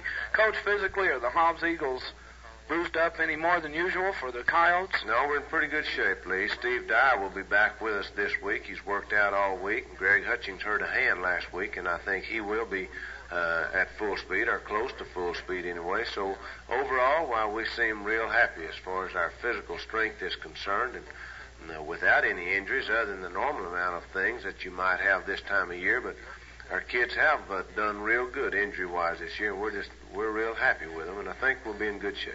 Well, Coach, this, of course, is the last regular game of the season. I'm going to plan right now on having another Lee Morton show next week. This is our hope, and, of course, we go into every ball game, as you coaches do, with no idea but to win the ball game. And I just wonder if the kids' attitude this week is, let's keep going. Are the kids as up as I am sure they would be for this very important ball game? Well, Lee, certainly we felt like we had as good a workout this past Wednesday as we've had all year, and I think the kids realize the importance of the ball game and know that they have to win the ball game if they're to represent this district. So I certainly feel like that the kids are up, so to speak. I think they'll be mentally ready to play the ball game. I just don't have any reason to think otherwise. Well, it's a big one. They've all been big ones. This one, probably the most important ball game many of these young men have played in, and we might mention that 24 of those young men are seniors. Run down that starting lineup for us, if you will, Coach. Okay, offensively, we'll have Ray Barker and Jerry Tenner at our ends, Jim Bob Ferguson and Frank France at tackles, Alex Carrillo and Charlie Segal at our guards, with Jim Kemp at center. In the backfield will be Jim Whitley at fullback, Dan Foster at halfback, John Black at our tailback, with Ronnie Pryor at our quarterback. Defensively, we will go with Vernon Patterson and Pat McMurray at our defensive cornerbacks, Steve Frederick and Kenny Walker at halfbacks. At our ends will be Don Pearson and Robert Gray. Tackles will be Tony Aguilar and John Rodriguez, Tim Baird at our middle guard, and Albert Mays and David Sage at our linebackers. Coach, these same 22 men we have mentioned almost identically every week, but again we want to stress that it's not those 22 men that have done the work for the Hobbs Eagles this year. There's a 38-man squad out there, and they've all been important to every ball game and to every practice. I certainly agree, Lee, and I think that without them during our practices, without them during our ball games, and there are other things that go on like kickoff and kicking teams that many of them play on that we never mention, and of course they're just as important as the one who is scoring the touchdown or the one who's making that interception. And all of these guys, we have to say, are real important to our football team. I don't think a football team was ever successful without a group of young men who were willing to work and sacrifice and sometimes not get to play as much as others. And we certainly have a group this year that is willing to do that. We're going to recognize these young men on December 6th. We want to mention that once again, the annual football banquet in the Hobbs High School cafeteria. Don Maynard, our guest speaker, we're certainly looking forward to it. We're also looking forward to tonight's big ball game and next Friday night's game with Las Cruces Mayfield, the good Lord willing. I'll be with you at that time with head coach Doug Etheridge. On behalf of Expert Well Service, we want to thank you for joining us. Listen again next Friday night when Expert Well Service Incorporated and B&M Service Company present the Lee Morton Show.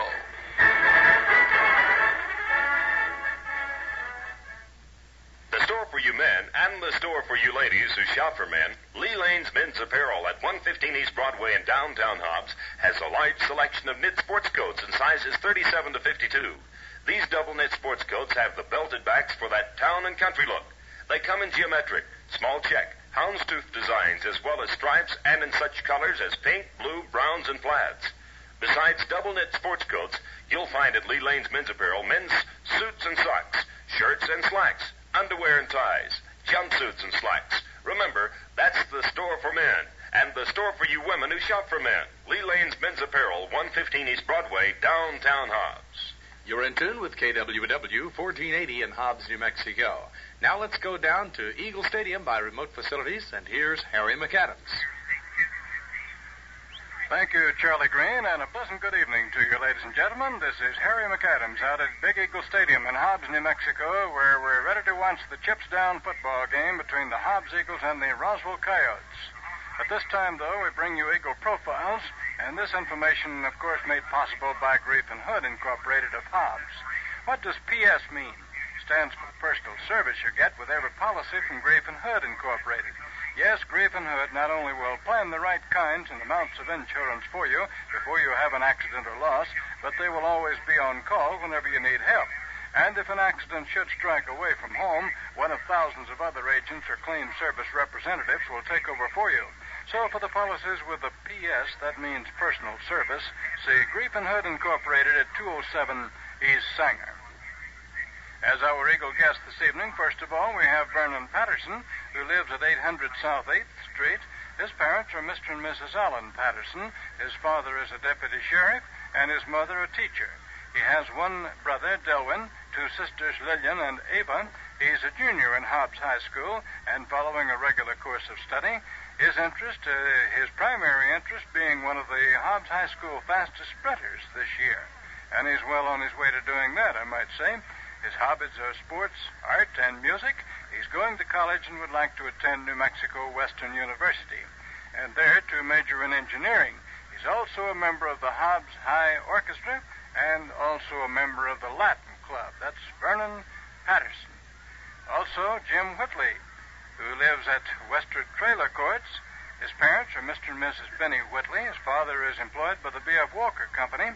He has one brother, Benny, no sisters. He's a senior at Hobbs High School and following a regular course of study, interested in sports of all kinds and likes to hunt and swim. He's going to college and would like to go to Texas University and study business. Our other Eagle guests, one of which is John Marcus Black, who lives at 123 West Goal. His parents are Mr. and Mrs. A.G. Black, Sr. His father is employed by the Lufkin Industries. He has one brother, A.G. Black, Jr., no sisters, and is a senior in Hobbs High School, following a regular course of study, which includes physics, English, social studies, and government, and so forth. He's interested in sports of all kinds, including hunting, and he's going to college, would like to attend the University of Texas, and there to study architectural engineering. He's also a member of the Fellowship of Christian Athletes. And our fourth Eagle guest for this evening is Mario Chavez, who lives at 514 West Main. His parents are Mr. and Mrs. Sylvester Chavez. His father is employed by the Western Auto Company in Hobbs. He has no brothers, sisters Virginia Frosto and Tanoia Chavez. He's classified as a junior in Hobbs High School, following a regular course of study, including American history. He's interested in football and also likes to paint.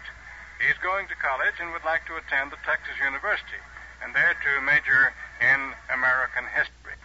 So those Eagles, our guests for this all-important battle this evening between Hobbs and the Roswell Coyotes, and this information made possible by Grief and Hood. Are you getting the most for your money when you buy insurance? Are your policies written on modern forms which provide the most in protection for the least cost? Or all the major risk covered?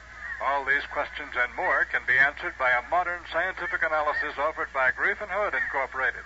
The plan is simple, easy to understand, and comprehensive. Just call Grief and Hood at 393-4124. Let them put your insurance program in order and keep it that way. That's Grief and Hood Incorporated, located in Hobbs at 207 East Sanger. This word, then we'll be back with warm-up time. Trust your automotive repair to Dilworth Automotive at 320 South Turner. Valve jobs, tune-ups, engine overhauls, transmission service, brakes, and body work will all be done expertly at Dilworth Automotive, 320 South Turner in Hobbs. In fact, if it's mechanical, they can repair and service it at Dilworth Automotive, where your Master Charge and Bank Americards are welcome. Remember, for body work, tune-ups, new brakes, engine overhauls, and transmission service or paint jobs, Dilworth Automotive, 320 South Turner is the place to take your car or truck. That's Dilworth Automotive, 320 South Turner in Hobbs. Welcome back to Eagle Stadium, ladies and gentlemen. Harry McAdams here with Lee Morton, and we're ready now to describe this all-important chips-down football game between the Hobbs Eagles and the Roswell Coyotes. And this is the all-important battle of the season for the Hobbs Eagles. As our guests here this evening are the Roswell Coyotes, and this is warm-up time. We'll have this word now from the Reese Prescription Shop, after which we'll bring you the lineups for the football game. Accuracy, dependability, and service are three qualities you should demand when you have a prescription filled. And at Reese Prescription Shop on the corner of Delmont and Taylor, you get those and much more. C.E. Burns and Reba Gracie, university-trained registered pharmacists, will dispense the medicine ordered by your physician accurately and dependably. And the service is professional. A motto at the Reese Prescription Shop is, when you need us, we deliver. Call 393-4515 for free delivery and pickup. For night and holiday service, call 393-9962. The preferred address for prescription service is Reese Prescription, 121 North Delmont only. And now let's have a look at the roster for the Roswell High School Coyote team this evening. They include David Adams at quarterback, weighing 165 pounds. Robert Valdez at quarterback at 150. Dan Morales at quarterback at 145. Steve Whalen at quarterback at 140. Gilbert Rivera in the backfield at 155. Melvin Jackson at end at 115. Mike Bezanson in the backfield at 170. Elroy Lacey in the backfield at 150. Barry Miller in the backfield at 145, and David Steiner in the backfield at 160. I believe, ladies and gentlemen, we're about ready to pause for the invocation and our national anthem, so we'll bring that to you at this time. Dear Heavenly Father, we are grateful for the opportunity you've given us to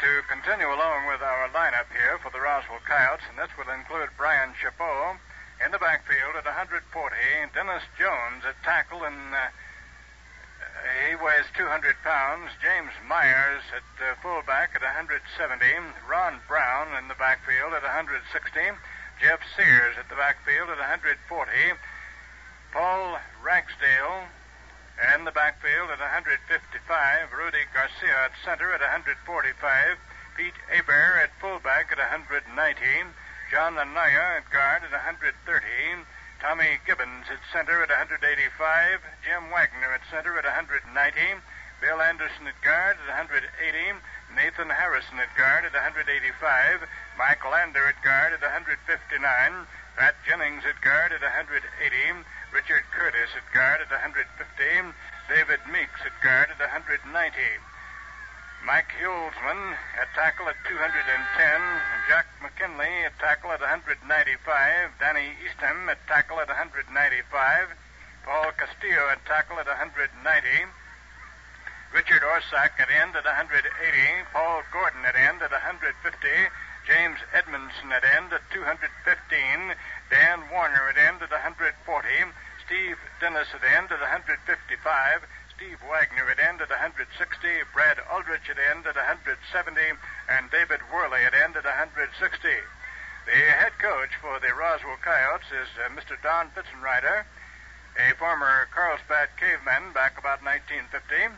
His assistants are Don Kaufman, Mike Philpott, Don Duncan, and Lou Aldred. This word now from the Reese Prescription Shop, and then we'll be back with the lineup for the Hobbs Eagles. In Hobbs, the preferred address for service is the Reese Prescription Shop, located only at 121 North Delmont.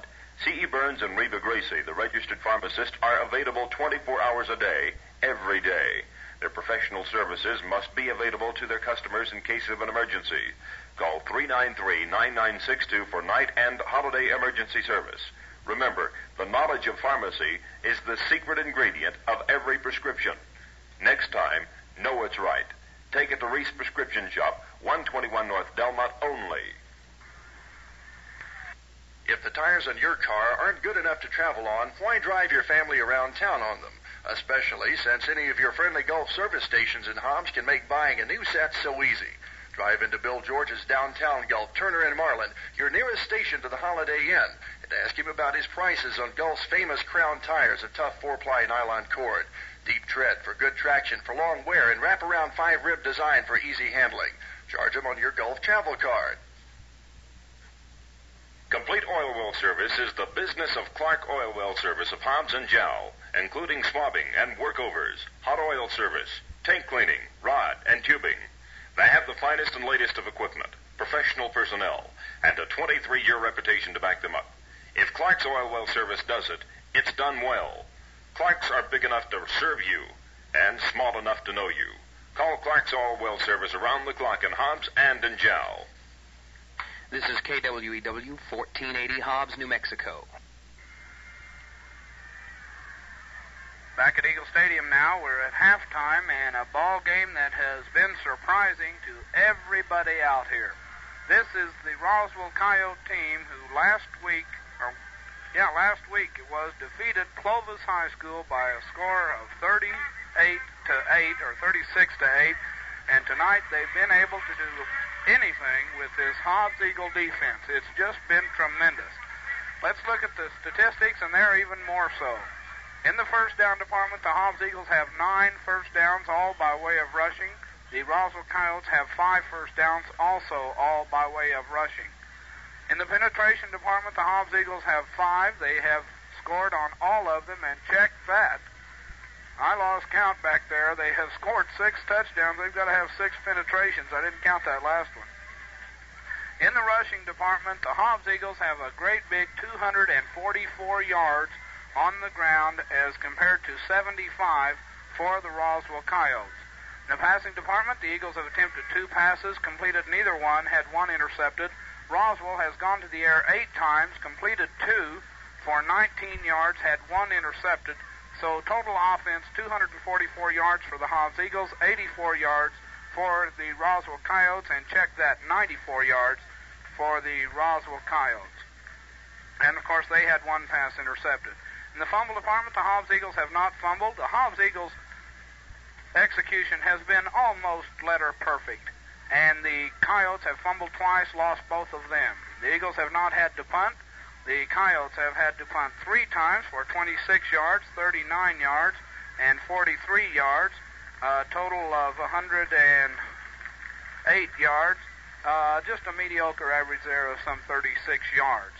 In the penalty department, each team has been penalized twice for the Hobbs Eagles for 20 yards, twice for the Roswell Coyotes for 10 yards, and the execution by the Coyotes has been very well handled out here also. I said the Hobbs Eagles execution had been good, only 2 penalties on each team. Kickoff returns, of course, a 0 for the Hobbs Eagles. For Roswell, Brown returned the opening kickoff 7 yards. Rivera returned the second one for 16 yards. Then Brown fumbled the third one, and that was costly. Brown again on a 20-yard return, Gordon on a 7-yard return, and Dennis on a 9-yard return, a total of 59 yards in kickoff returns for Roswell, one of their big statistics.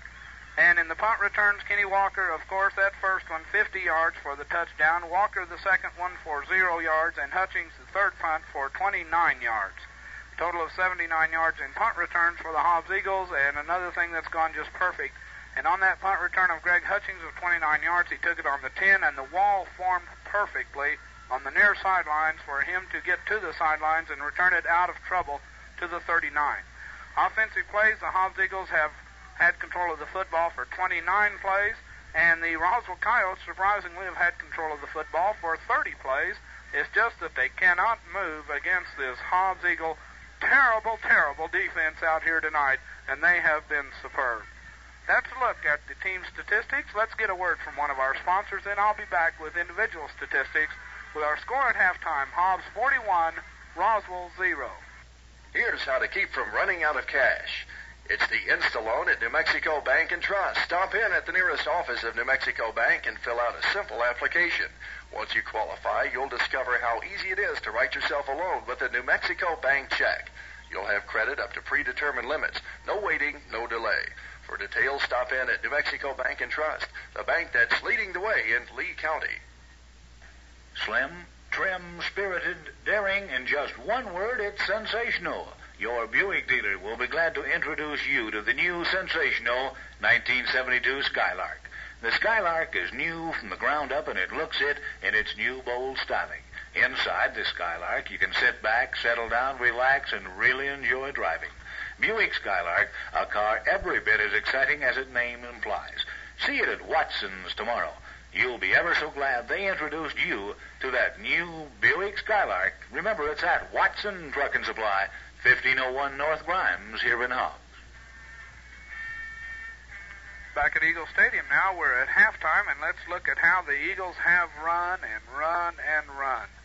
Jim Whitley's carried the ball 8 times for a total of 44 yards, and Jim is not on the scoreboard, and I believe he would be had it not have been for an official that he had to run over. John Black has carried the ball 7 times for a great big 113 yards. Dan Foster's carried the ball 3 times for 27 yards. Ronnie Pryor's carried the ball for 6 carries for 68 yards. And how's that for 4 fine men out of the backfield? Greg Hutchings in the game briefly carried twice, and they really lay for Greg. He has a total of a -8 yards. In the passing department, Ronnie Pryor's attempted 2, completed 0, and had 1 intercepted. If you have followed the Eagles as we have, you know that in the second half, when Ronnie Pryor comes passing, their other team is in trouble. Morales for Roswell has attempted 2, completed 0, had 1 intercepted. Bezanson of the Coyotes, it's a halfback pass 1 for incomplete. And then Whalen, who moved into the ball game late in the second quarter, attempted 5 passes, completed 2 for 19 yards. Receptions, Ragsdale of Hobbs for 12 yards and Bezanson of Roswell for 7.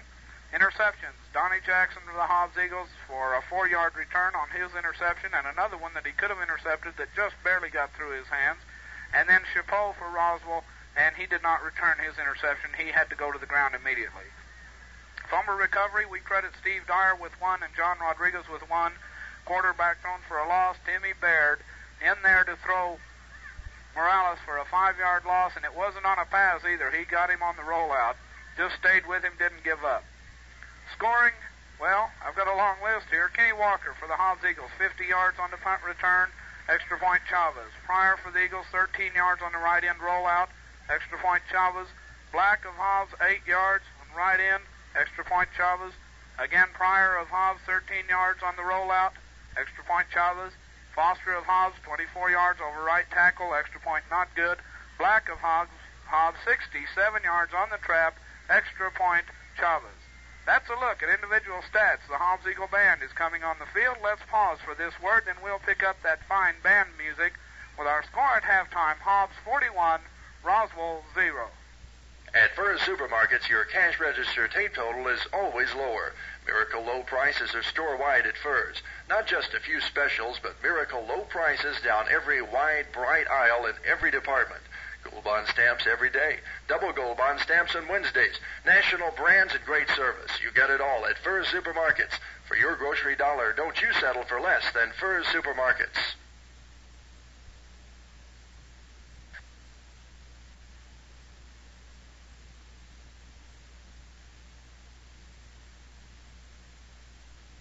For the Hobbs Eagles, the seniors of the Hobbs Eagle Marching Band are being introduced singly and given the recognition that they so well deserve after all of the award-winning performances they have been involved in. This band rated superior for the last 7, 8, no telling how many years in a row, and of course, once again, it's an automatic anymore. I believe that's about right.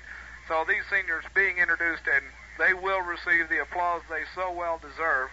While they're doing that, and before we move into some music, and they will open with the fight song traditionally, I'd like to talk about some of the play in this first half. And I'll tell you, this Eagle defense has just been superb. You can't say enough about these young men. Also, 41 points on the board, but there hasn't been a play when you couldn't pick out outstanding blocks thrown for ball carriers as they were moving down the field. Dan Foster with a murderous block on that touchdown by Pryor, and twice Alex Carrillo cutting down the important man. Then on the defense, Vernon Patterson and Don Pearson working on the pitch out where this boy Bazanson with all the speed cannot break loose because of their pressure. Then in the pitch out to John Black, he was trapped, he got away. Aguilar and Baird, the pressure they've put on the quarterback tonight has been tremendous. On the trick play, Mays tackled the quarterback, also tackled the man he pitched to, and Baird has put pressure on the quarterback all night. Here they come with the fight song.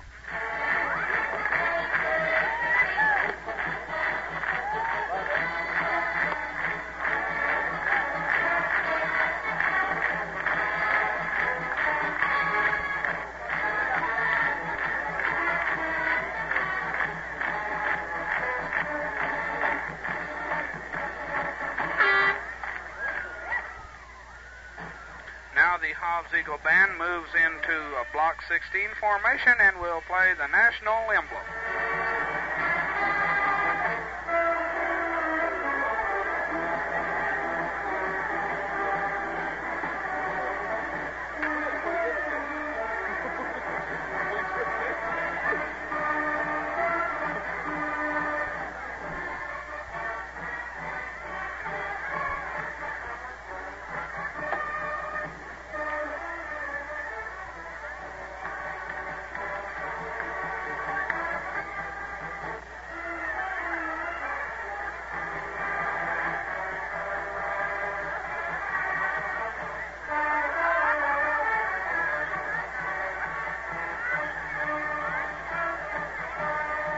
Tonight, the Hobbs Eagle Band will do something a little bit different. They're getting ready to go into this maneuver right now, and they will come out spelling the letters H-O-B-B-S, and that's what they're in right now with the national emblem. Let's pick them back up.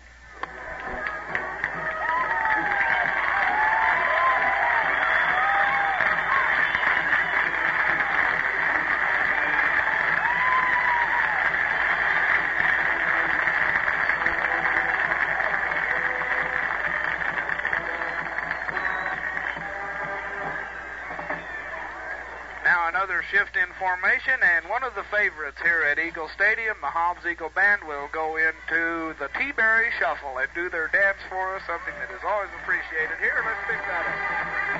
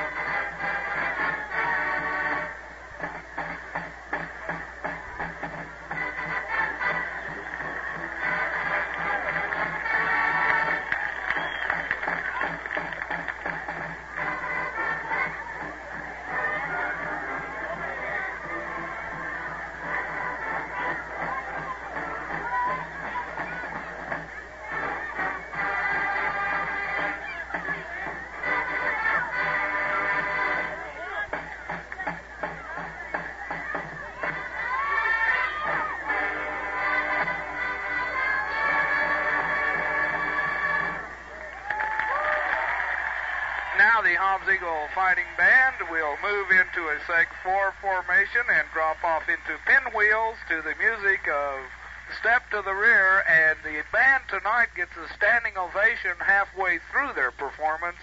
And if you think they've seen performances before, tonight has really been exceptional, and it should be in a ball game this important.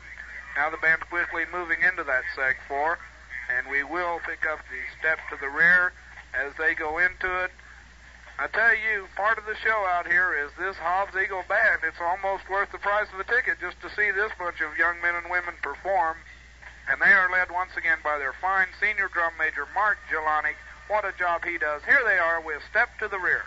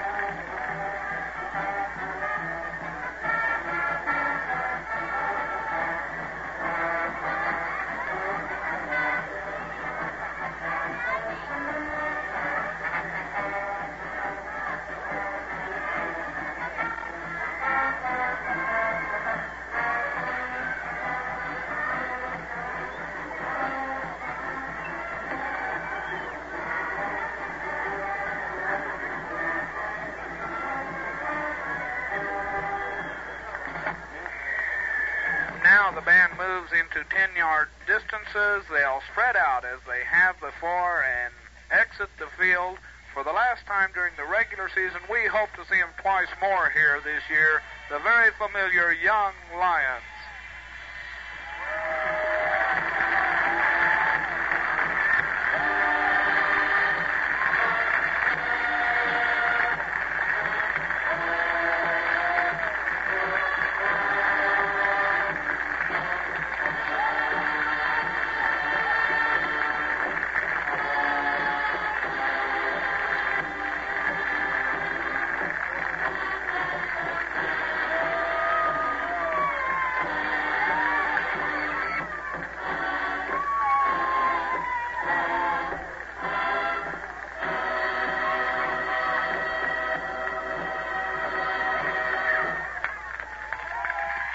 We hope you enjoyed that halftime show, and you hear the applause that is always given to this Hobbs Eagle Band. Both teams are headed for the playing field. Let's pause for this word from one of our sponsors with the score at halftime. Hobbs 41, Roswell, believe it or not, 0. What happens if you're sued for $500,000 for negligence, and your insurance covers you for only $50,000? If the judgment goes against you, you can lose your home, your savings, and even a large portion of your future earnings.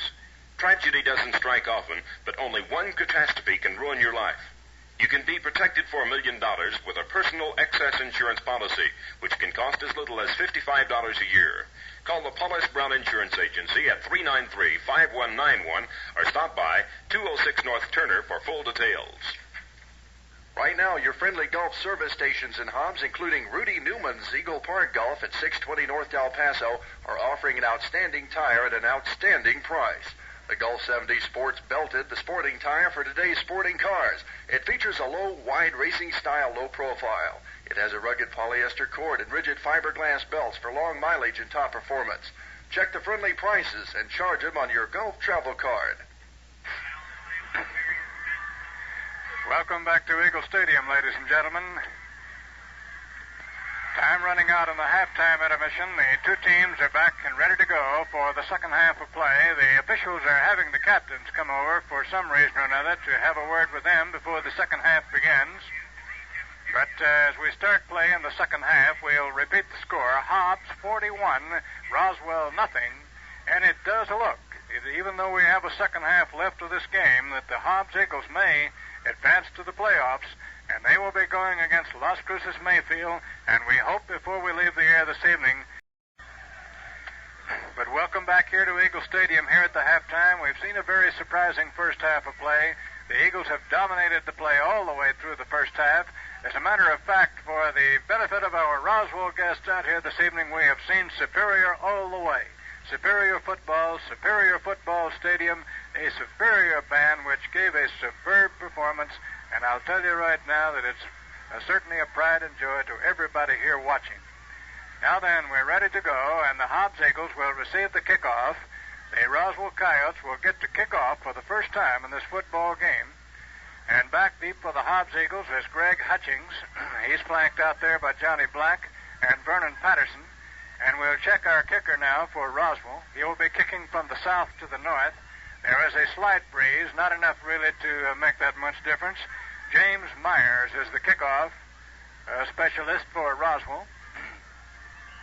Now then, here comes the kick. And Myers kicks a low, hard grounder. It's picked up at the 32-yard line by Danny Foster. Foster moving back to the 40 and is knocked down on the 42-yard line. Danny Foster, with presence of mind and poise, he picked up that football on the 32 and ran it back to the 42. Pat Jennings for Roswell knocked him down. But the Eagles have wonderful field position here to start play in the third quarter of this football game. Now on the 42-yard line of Hobbs, here come the Eagles out of the huddle. Moving up to the line, Pryor looking around, takes a check, takes the man now, and handing off to Whitley. He goes stomping through. He goes to the 50-yard line before being pulled down. Big Jim Whitley in there and came through like a ton of brick all the way up to midfield. Just a little bit short of midfield there by about a foot. It'll be second down now. Second down and 2 to go. Paul Ragsdale coming up from the secondary to drag him down. Ball on about the 49-yard line of Hobbs, so it'll be second down and 2 to go. Here come the Eagles up to the line. Pryor with the ball, handing off his time to Whitley. He pulls through there, still going down to the 40-yard line of Roswell.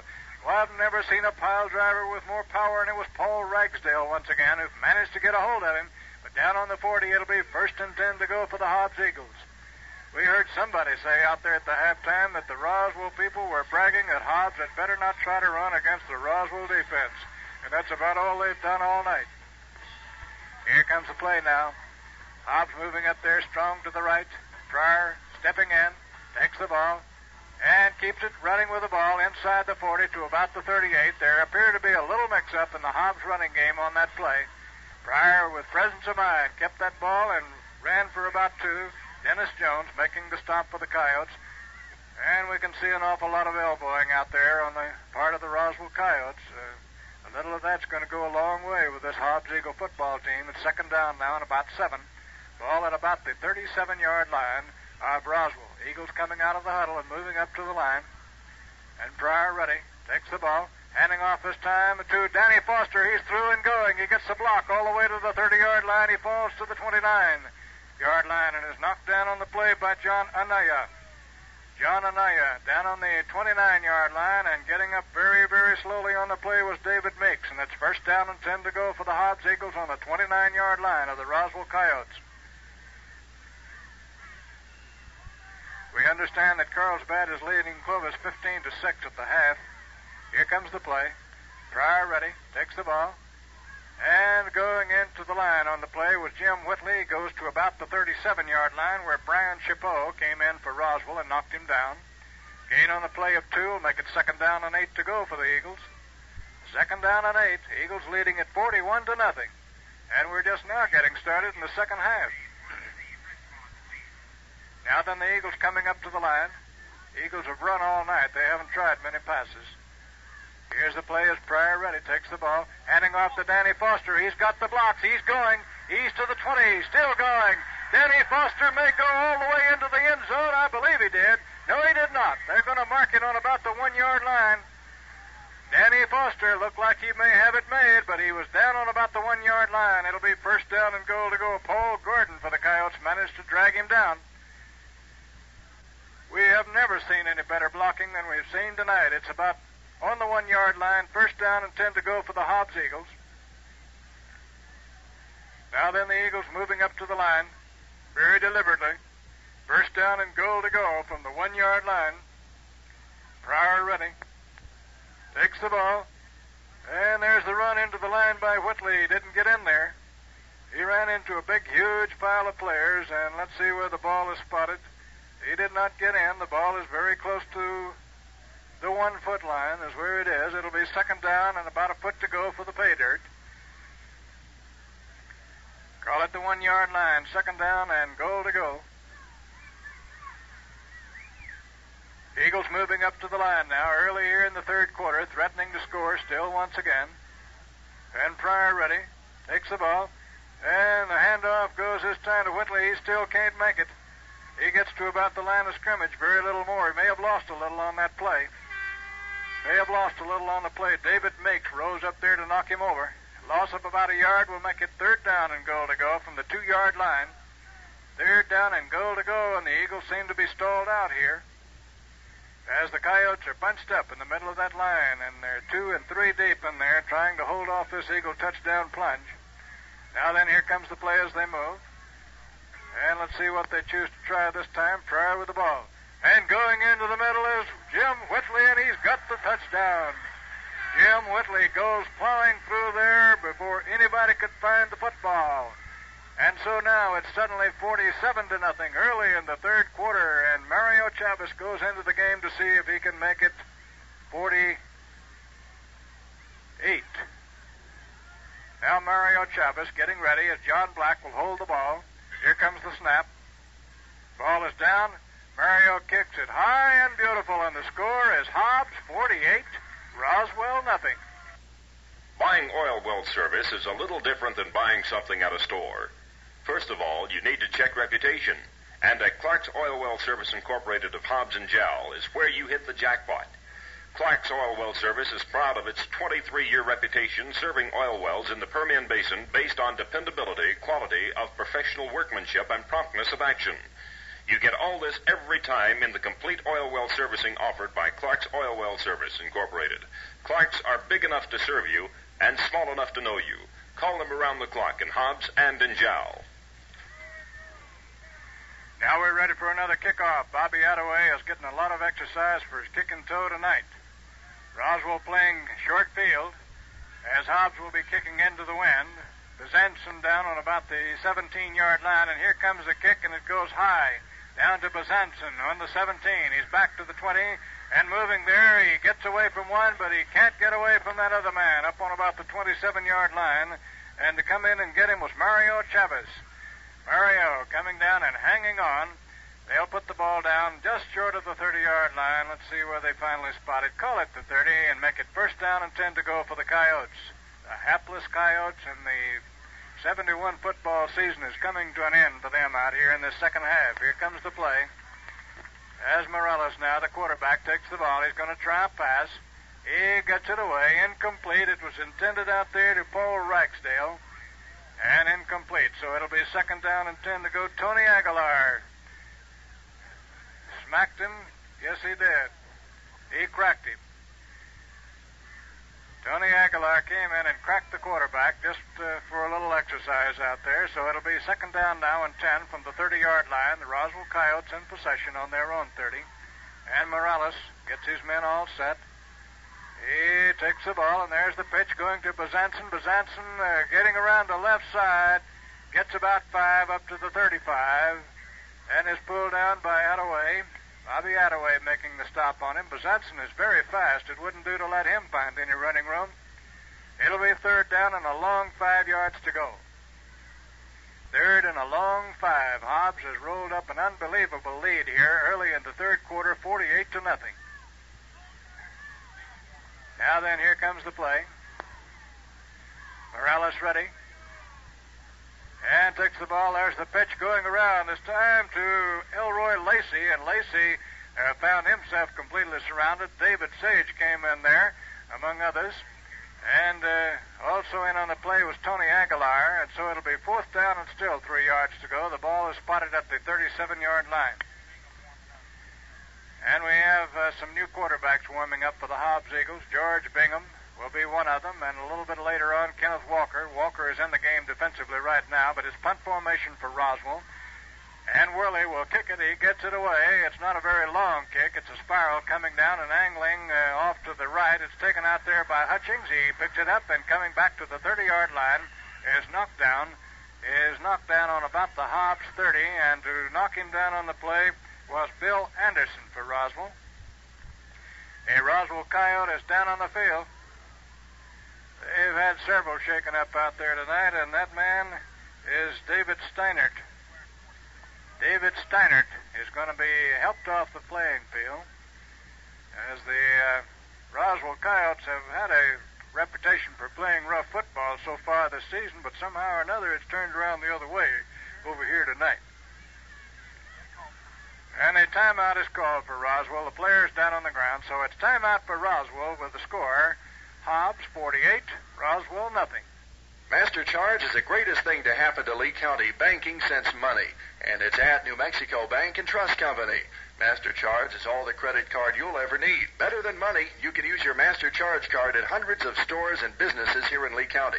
In fact, New Mexico Bank's Master Charge card is honored by thousands of merchants across New Mexico and throughout the nation and even internationally. That's Master Charge from New Mexico Bank, leading the way in Lee County. You're in tune to KWW 1480, Hobbs, New Mexico.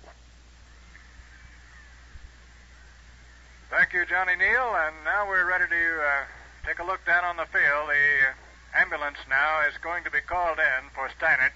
Steinert was shaken up on that last play and apparently is in not too good a condition. The ambulance moves out there on the playing field, and they'll help him off and into the ambulance. Stretcher comes out of there, and we will say that we hope that there is nothing seriously wrong with Steinert. And he's on the stretcher now, and they'll put him in the ambulance and take him off. And the Hobbs fans give him a good hand, a standing ovation for a very sportsmanlike group of Hobbs Eagles supporters here in Hobbs tonight.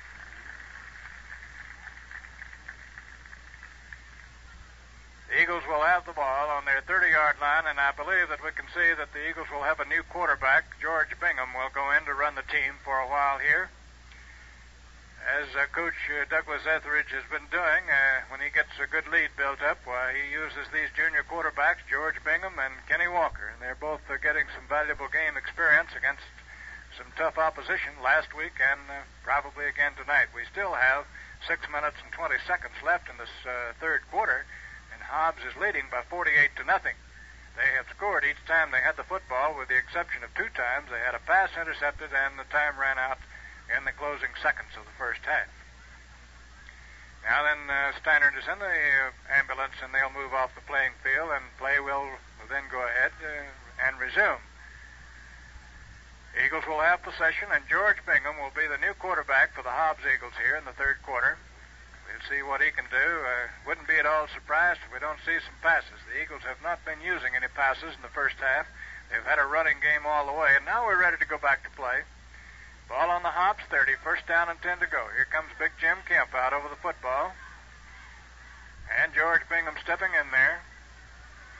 Here comes the play now, as Bingham handing off to Mario Chavez. Gets 5 yards up to about the 35.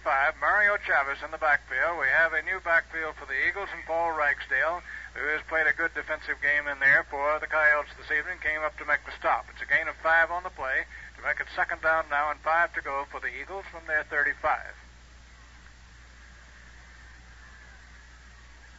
Now then, here they come out of the huddle. And we'll try to pick up some of those new backfield men in there. George Bingham, the quarterback, takes the ball and handing off to Steve Frederick, going around to the right side. He gets about 2. There's a penalty marker down on the play. Penalty marker went down on the play, and let's see, right into that pile-up of players. Gain on the play of about a yard up to the 36-yard line, and evidently the option rests with the Roswell captain, David Meeks. And Hobbs possibly was holding or something on that play. Check and see.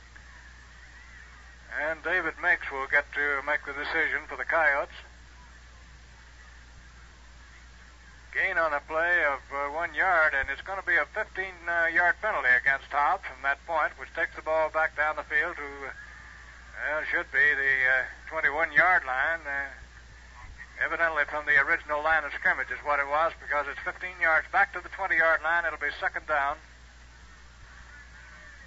And 20 yards to go. Second down and 20. Now then, here they come. Holding penalty against the Eagles. has cost them 15. Now then, here they come, and George Bingham with quarterback takes the ball. He's going to try a pass. He throws it out there. It is almost intercepted by Brad Aldrich. He went high in the air. He had the ball and dropped it. And so it'll be 3rd down and 20 to go. 3rd and 20 for the Eagles from their 20-yard line. Coach Doug Etheridge giving his young quarterbacks a chance to get some experience as well as his reserve backfield. And so now with 3rd down and 20, we'll see what they choose to do about it.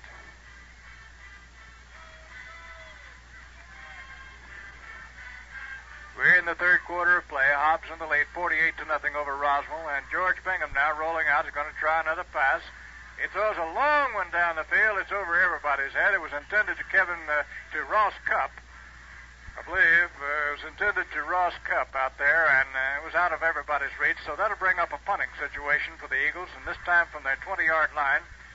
That is as deep in their own territory as they've been all night. We have 5 minutes and 19 seconds left in the 3rd quarter, and we have Jim Whitley in there to kick for the first time. This will be the first punt of the evening for the Hobbs Eagles, and Bezanson, Mike Bezanson, his kick is backed up there now for the Roswell Coyotes, and I think that the Eagles saw that they had only 10 men on the field, so they called a quick timeout, and they've got all of their players out there now. So with timeout on the field, the score is Hobbs 48 and Roswell nothing. If you're thinking of a luxury car this year, how about thinking about the new luxury Le Mans? Buying a car with real luxury used to mean buying a big car, but no more if you want luxury. Well, now there's that midi-sized Pontiac. You get all the luxury you want without paying for more car than you need. The luxury Le Mans includes a long list of safety features, well, such as you'd expect in a car built by General Motors, beautiful outside and elegant inside. The kind of car you'd probably design for yourself. Why don't you see it tomorrow at Watson's in Hobbs? That's Watson Truck and Supply, 15001 North Grimes, right here in Hobbs, New Mexico. And we've had the punt now. Whitley got it away. He juggled the ball just a little bit when he got ready to kick the ball, but he managed to get it out of there. There was no run back on the play. The ball went down to the Hobbs 45-yard line, and at the 45 was killed by Baird, I believe. We'll check on that. But anyway, it's 1st and 10 to go here for the Coyotes from the Hobbs 45-yard line. And they're out of the huddle now, and I believe that Whalen will be the quarterback. Whalen is going to pass it. He threw it almost into the arms out there of Albert Mays, who made a dive for the ball, but nobody got it. So back on the 45, it'll be 2nd down and 10 for the Coyotes. 2nd and 10 for the Coyotes here with the ball at the Hobbs 45. Hobbs has a comfortable lead here in this 3rd quarter with 4 minutes and 50 seconds left, and we'll have a toss of the coin later on this evening between Hobbs and Las Cruces Mayfield for the playing site for next week's game. Now then, Whalen with the ball, takes the ball, and handing off to Bezanson. There's a fumble ball. It's recovered by Roswell. However, getting the ball for Roswell was Ron Brown. He just did get it back on the 49-yard line of Hobbs, and it'll be 3rd down now. 3rd down and 14 yards to go. 3rd down and 14. Those Eagles were all over Ron Brown, but he managed to get the ball. That was an attempted reverse of sorts, and it was football, who's got the football, and nobody knew for sure where. Now then the play. As they move up there with 3rd and 14, Whalen with the ball is going to try a pass. He throws it complete to Bezanson. Bezanson is hit hard at the 50-yard line. Knocked down out there by John Stanfield, among others, and I think it's a net loss on the play of 2 yards back to the 49-yard line of Roswell. That is correct, and that'll bring up a 4th down now and about 16 yards to go. 4th and 16. Was he clotheslined? All right, so Roswell will have to kick it out of there, and Worley will kick it from about the 37-yard line of Roswell. Here comes the kick. He booms it out of there, and he gets a beautiful high kick far down there, and it's going to go into the end zone. Greg Hutchings wisely let the ball go, and into the end zone it went. So the ball comes out to the 20-yard line. It'll be 1st and 10 to go there at that point. Now all the reserves get a little action. And let's see, we'll have to check our quarterbacks again. We don't know if Coach Doug Etheridge is going to alternate quarterbacks for the rest of the game or not. I believe George Bingham is still in there. 3 minutes and 37 seconds left in the third quarter. Hobbs in the lead, 48-0.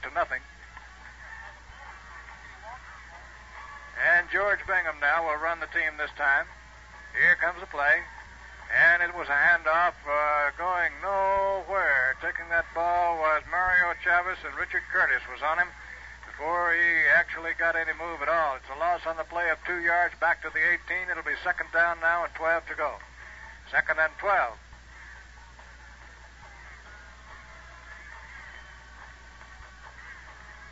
Hobbs will play Las Cruces Mayfield for the by-district game, and we hope will be here next week. We'll wait and have to wait for the toss of the coin, however. Here comes the play now, and the reverse going to Vernon Patterson going around the right side. He's past the 20 and up to the 23, and knocked down by Bezanson on the play. He gains about 5 on it. Vernon Patterson taking the handoff and going to the right side. Gets about 5. It'll be third down now and 7 to go. Third and about 7 for the Eagles.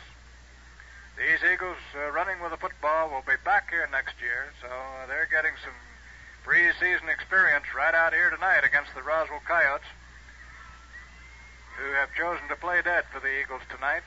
Now then, George Bingham with the ball is going to try a pass. He gets it away. It's taken by Jackson and dropped. Johnny Jackson had it, then he didn't have it. So it'll be fourth down now, and still about 7 to go. Fourth and about 7.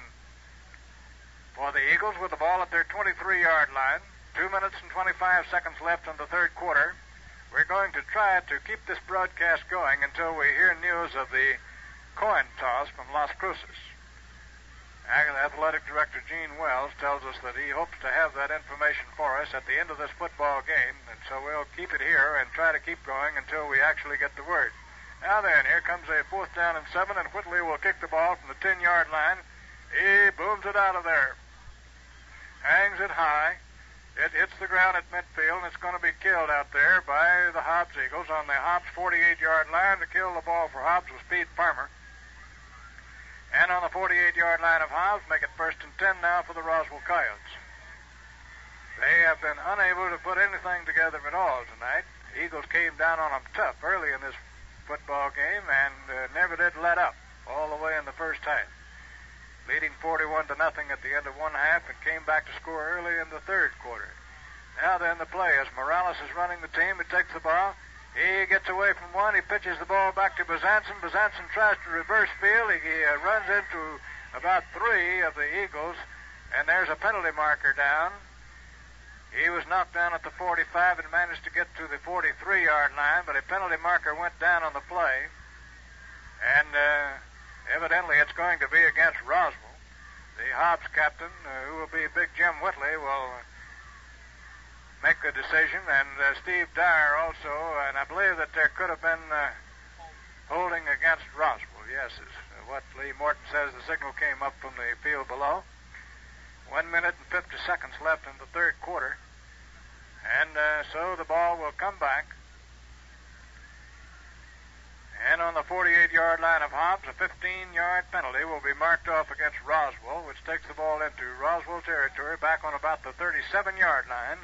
And at that point, make it first down and 25 to go. First and about 25 for the Roswell Coyotes on their 37-yard line. Now they come out of the huddle. They're strong to the left this time. Danny Morales is the quarterback. And takes the ball. There's the pitch going this time to Lacey. Lacey coming around the left side, and he is mowed down like a field of oats. Donnie Jackson and John Stanfield knocked him down. And down on the 42-yard line is where he was put down. Let's see, that'll make it, the penalty marker went down on the play. We could see that an awful lot of people were offside on that last play, and the option rests with the Hobbs captain. And he may choose to take the play because Roswell has an awful lot of yardage to make up out there. And I believe they're going to bring it back and penalize Roswell again. So it'll be first down and 30 yards to go, and this time the ball's on the 32-yard line. I think Whitley has in mind maybe getting the touchdown backwards out there. Yeah. Every Eagle has been in the game so far. That's right. And they're still moving in there and getting a lot of excellent experience. Here come the Coyotes out of the huddle now. It's first down and 30 yards to go. And Morales ready, takes the ball. Handing off to Brown. Brown coming through, and they just about skin him alive as he goes past the 35 up to the 37. And Steve Dyer, one of the tacklers, Danny Foster, and Bobby Attaway in on the tackle. Up to about the 37-yard line. It'll be second down now and 25 to go. Second and 25. The clock is running, showing 1 minute and 16 seconds left in the third quarter. So the Roswell Coyotes have got to suffer through one more quarter before they can check in their football suits for the season. Here's the play now as they move, and Morales, calling signals, takes the ball. No, it's going to be Whalen. Whalen takes the ball. Throws a pass incomplete. Incomplete over there, and Pat McMurray almost grabbed it off, and he doesn't like it at all because he missed the football. Back on the 37-yard line, it'll be third down and 25 to go for Roswell. Third down and 25 for Roswell. That was Whalen at quarterback, and we'll have to check that because Coach Don Pitzenreiter is changing his quarterbacks now from time to time. And coming up there, I believe that it's going to be Morales this time. Yes, it is. Morales at quarterback. And takes the ball. He fakes a handoff coming around the left side. He got a little running room, runs into his own man out there, and coming in there to spear him down on the play was Ross Cupp, and also knocking him down was Pete Farmer. Gain up to the 46-yard line. It's going to be fourth down. Fourth down, and let's check that line marker over there. Looks like about 17 yards to go. Fourth and about 17. And the Eagles send Greg Hutchings deep out there to receive this kickoff, and Donnie Jackson is back there with him. David Worley will be the kicker from the Roswell 33-yard line. He gets a high pass from center, but booms it out of there. He really hangs a foot into it. That ball hits the ground and goes high in the air. It goes into the end zone, and we had heart failure there for a minute. We thought it was going to die right on the 2 or 3 yard line. Finally took a bounce into the end zone. 10 seconds left in the third quarter, and the Eagles will have possession first and 10 on their 20-yard line. Now then, we'll see if Coach Doug Etheridge chooses to change quarterbacks again on this series. Bingham is still running. Bingham has been running at quarterback ever since early in the third quarter. Now then, he gets him out of there. And moving up to the line, he takes a look over the line at Roswell. Takes the ball. Handing off this time to Steve Frederick. He goes through for about 2 off the right side. Frederick good for 2, and to knock him down was Richard Curtis and also Nathan Harrison. And there's the horn ending the third quarter with the score Hobbs 48, Roswell nothing. Fresh fruits and vegetables, good for you and so delicious. And at Furr's Supermarkets, the produce is always better, always fresher. Every morning, bright and early, Furr's produce trucks deliver fresh fruits and vegetables to the produce departments at Furr's. Shipped daily from all over the country at the peak of freshness and goodness. Fresher, better produce. It's all at Furr's Supermarkets every day. And miracle low price, too. Your food dollar buys more at Furr's Supermarkets. Now we're ready to go back to play. The Eagles have second down and 8 to go from their 22-yard line. And take a look at the quarterbacks. I believe Kenny Walker has been on the defense most of the way in this football game, and he may not see quite as much action at quarterback as George Bingham. George Bingham's still in there at quarterback, so now let's see what George can do on this play. Second down and 8 to go. George with the ball, handing off, and handing the ball to Ricky Wright. Ricky, just about the time he took the football, was hit, knocked down by Nathan Harrison. Loss of 2 on the play will make it third down now and 10 to go. Third and 10 for the Eagles from their 20-yard line. Here in the fourth quarter, we can see now that Donnie Jackson is going back into the game, and also back in there will be Ray Barker. On the 20-yard line now, it's third down and 10 for the Eagles. And moving up there, George Bingham takes the ball, gonna pass it. He decides to run it. He can't get away. Finally throws it to Ray Barker. Barker jumps high in the air, goes to the 38-yard line with the ball. Barker was waiting out there, and Bingham with a man hanging on and swinging him around. He got the ball away to Ray Barker. Ray went high in the air to bring it down, and on the 38-yard line of Hobbs, it's first and 10 to go. So these junior Eagles can move the football, too. We're in the last quarter, early portion of the last quarter, with 11 minutes left to play in the football game. The Eagles will advance to the by-district playoff with Las Cruces Mayfield. Don't doubt that, because they're leading 48-0 now. Now then, Bingham with the ball, handing into the middle to Mario Chavez. Chavez can't go. He's knocked down at the line of scrimmage by David Meeks for Roswell. They allow 1 yard gain on the play, I believe. No, it's no gain. Second down and 10. Second down and 10 for the Eagles from about their 39-yard line about.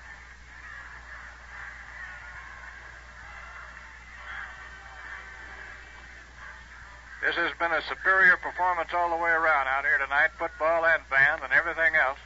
Now then, Bingham with the ball, rolling out. He's going to try to run with it, is he?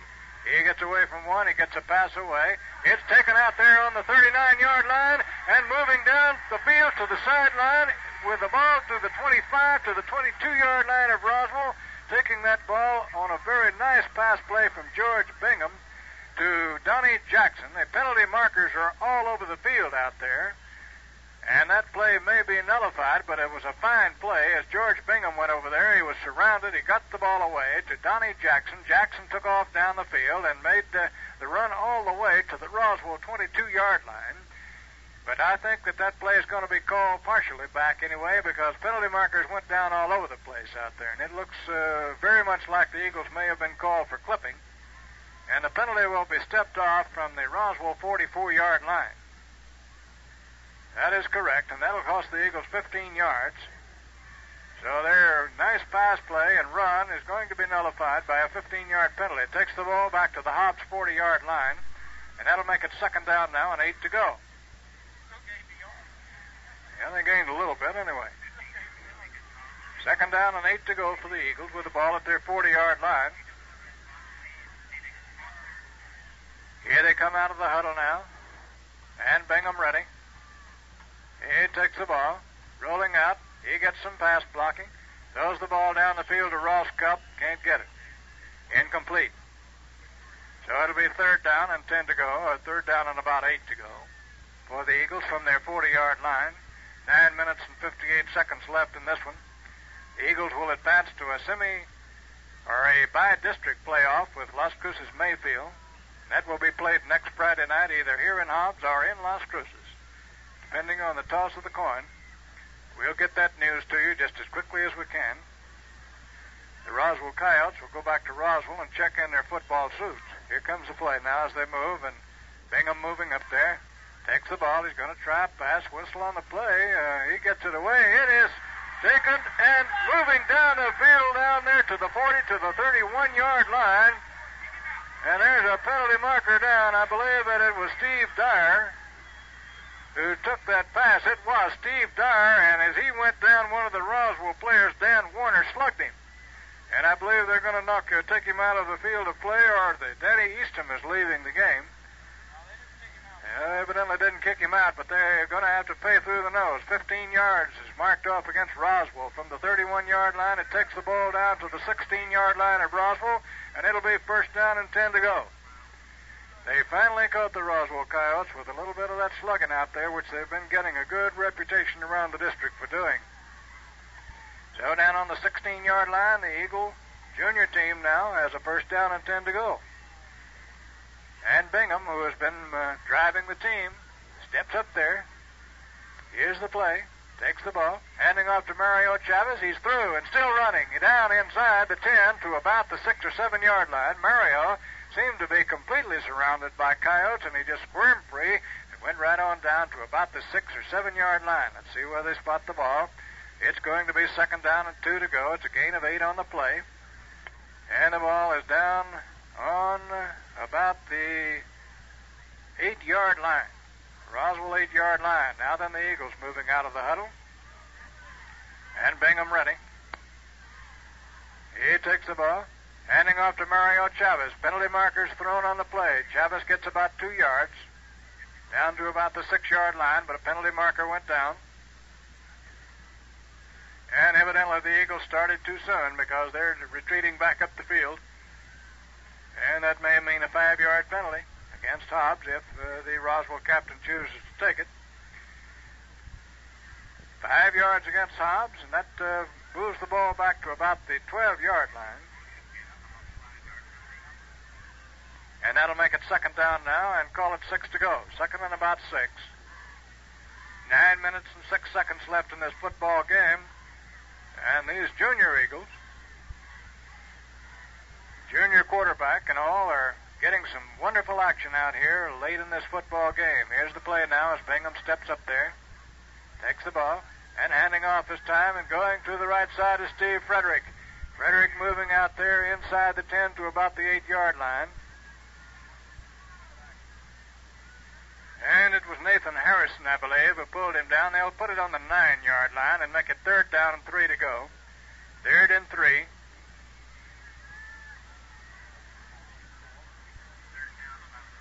Third down and 3 for the Eagles with the ball at the 9-yard line of Roswell. 8 minutes and 24 seconds left in the football game. No doubt about who's going to win this one. Hobbs got too much lead. Bingham ready with the ball. And he can't go. Handing off to Frederick. Frederick is knocked all the way back to the 15-yard line by Paul Ragsdale. A hard tackle by Ragsdale, but even so, they'll allow back to the 13. And here come the big boys in the game. We'll see whether they choose to kick a field goal or whether they want to try to run it on 4th down. It's 4th down and about 6 to go for the first down. And I believe Mario Chavez is in the game, so I believe they will possibly attempt a field goal. They've got a trailing wind here, that is correct, and John Black will hold the ball as it goes down on the 20-yard line, and Mario Chavez will attempt to kick it. Here comes the kick. Mario kicks it. It's good. Mario Chavez kicks a field goal to make the score 51 for Hobbs and nothing for Roswell.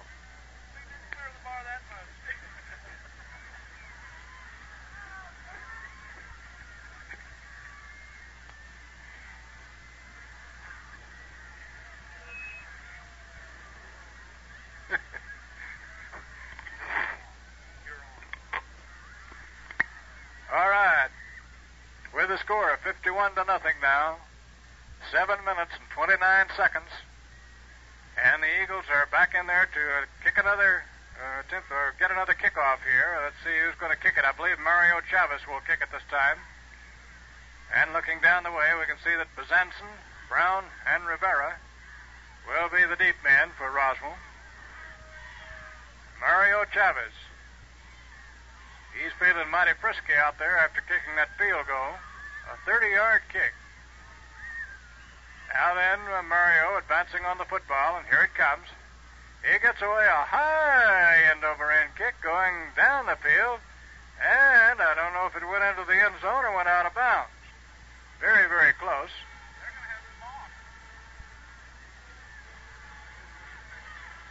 And let's see now whether it went into the end zone or went out of bounds. Evidently went out of bounds because the ball comes back up the field.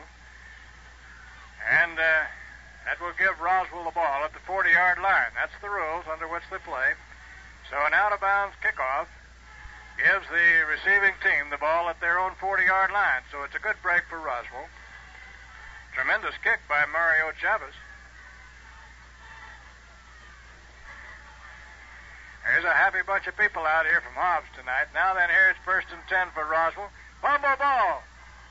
Ball is on the ground. Who got the ball? Looks like Steve Dyer got it. Steve Dyer recovered the fumble on the 42-yard line of Roswell, so the Eagles get that ball right back. Steve Dyer's had to rest for the last 6 weeks with a broken hand, and he's making up for it out here tonight all at one time. On the 42-yard line of Roswell, the Eagles recover still another Roswell fumble and have it 1st and 10 to go now. 7 minutes and 16 seconds left in this football game. And I believe that our quarterback for this series of downs will be George Bingham again. And we have a whistle on the play. Let's see. Timeout call. No signal just yet. Timeout for Roswell it is with the score Hobbs 51, Roswell nothing. When you bought your home, did you get a bargain? Say $25,000 worth for only $20,000. Make sure you don't lose that advantage by under-insuring your home. Remember, no matter how how much you paid for it, your insurance has to cover the cost of rebuilding should any tragedy occur. Don't run the risk of inadequate insurance.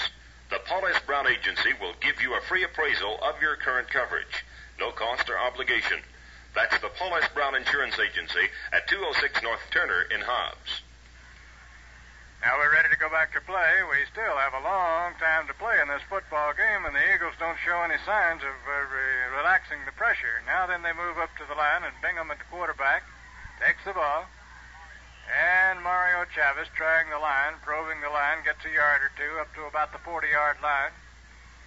And let's see, getting up out of the bottom of the huddle there for Roswell is Richard Curtis. And also Barry Miller. Gain of about a yard on the play. Make it 2nd down and 9 for the Eagles on the Roswell 40-yard line. Eagles have done everything right out here tonight and are leading at 51-0. They'll advance to the bye district against Las Cruces Mayfield. Here comes the handoff this time, and to take the ball on the handoff, Ricky Wright going nowhere. Just about the time he took it, why, the Coyotes took him. David Worley wrapped him up, and down on the ground, we have a penalty marker down, I believe, also. Yes, a penalty marker went down on the play. And I believe it's going to be against Roswell. Unsportsmanlike conduct is being called out here quite a little bit on Roswell. That should tell them something, but apparently it doesn't get through to them. It costs them 15 yards, takes the ball down to the 25-yard line of Roswell. Unsportsmanlike conduct. Or mouthpiece violation is what the signal is. Mouthpiece by mouthpiece. Tackling or holding the... or what is it? Oh, he didn't have it in. All right. Well, okay. We'll get it straight in a minute. Down on the 25-yard line, it's 1st and 10 now for the Hobbs Eagles, and here comes the play. Bingham with the ball. He's going to pass it. He throws it. It is complete. And taking the ball is Donnie Jackson. He's on the 5. He squirms away. He's in the end zone for the touchdown. Donnie Jackson. He broke 3 tackles after he took the ball. He had a man guarding him. He squirmed away from him. He went to the 5-yard line, shook loose there again. He was hemmed in by 2 at the 2-yard line, but I believe they're going to pull the ball back. It's not going to count. Clipping is going to be called against Hobbs, so the touchdown is not going to count. But it was a beautiful thing to see, just the same. But clipping against Hobbs, back to the 30-yard line. Is it offside? Well, we thought we had a clipping penalty. Well, we're getting a little confused. Anyway, the ball's on the 30-yard line, and it'll be 1st down and 15 to go. 1st and 15 for the Eagles, and here comes the play now. And handing into the line there to Attaway. He's unable to go. He gets about a yard or 2, and no more. Call it to about the 28-yard line, and that'll make it a 2nd down. On the 29-yard line, 2nd down and 14 to go. 2nd and 14, 5 minutes and 47 seconds left in the football game. The Eagles scored a touchdown on that play, but it's been called back. They really didn't need the points. It's just a little exercise for the Eagles. Now then, here comes the play, and George Bingham goes back to pass it. He gets tremendous play. There's a man open in the end zone. Ross Cup, a little bit too long for him. Beautiful pass out there, but just a little bit out of the reach of Ross Cup, who was in the end zone, and the Eagles had another one in the making. But back on the 29-yard line, it'll be 3rd down and 14 to go. I was so intrigued with the blocking out there that Bingham was getting on that play that I failed to see who was going downfield, and Cup was in the end zone before we realized it.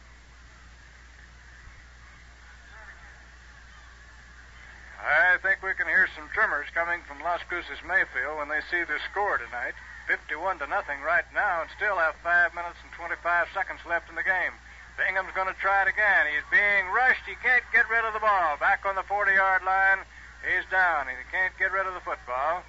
So it's a loss on the play, and that'll make a 4th down situation coming up.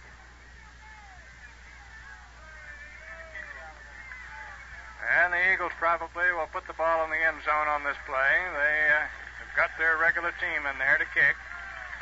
They have possession on the Roswell 40-yard line, and it's going to be 4th down now and 25 to go. Kevin Weiser will attempt to kick it instead of Jim Whitley, the regular punter. Kevin Wisser will kick the ball from the Hobbs 42. Here comes the kick.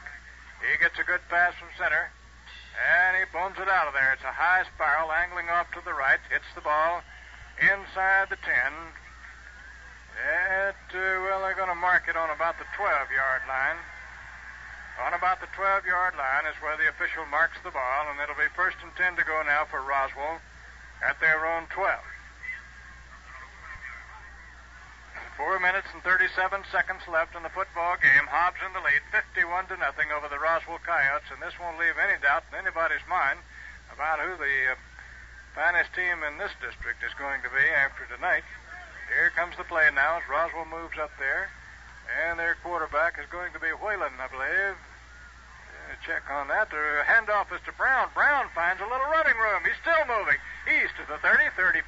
He's going to be pulled around. He finally shakes free and is knocked down at the 43-yard line of the Roswell Coyotes. A very nice run in there by Ron Brown, taking that handoff from David Adams. David Adams handing off the ball to Ron Brown, and the Roswell Coyotes get that ball out away from their own goal line. It's 1st down and 10 now for Roswell on their 42-yard line.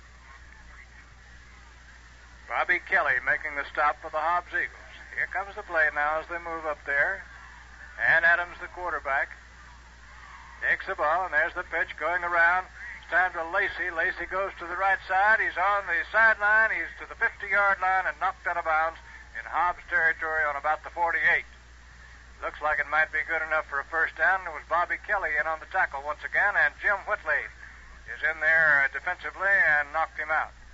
1st down for Roswell on the Hobbs 47-yard line. 4 minutes and 3 seconds left in the football game. 1st down and 10 for Roswell, and they're moving the ball against some of the Eagle reserves. Now then they move up there. And this time it's Morales, the quarterback, takes the ball. He fumbles the ball. A penalty marker goes down. No gain on the play. I believe that Roswell recovered the fumble all right. Penalty marker went down on the play, and evidently the option rests with the Hobbs captain, Steve Dyer. That is correct. And we don't know whether he'll let the down rest or whether he'll take a penalty for the Hobbs Eagles. Really not going to make too much difference right now. Hobbs is leading in this football game 51-0 over the Roswell Coyotes, who were supposed to come over here to Hobbs tonight and play an even football game. Somehow or another, it never did develop.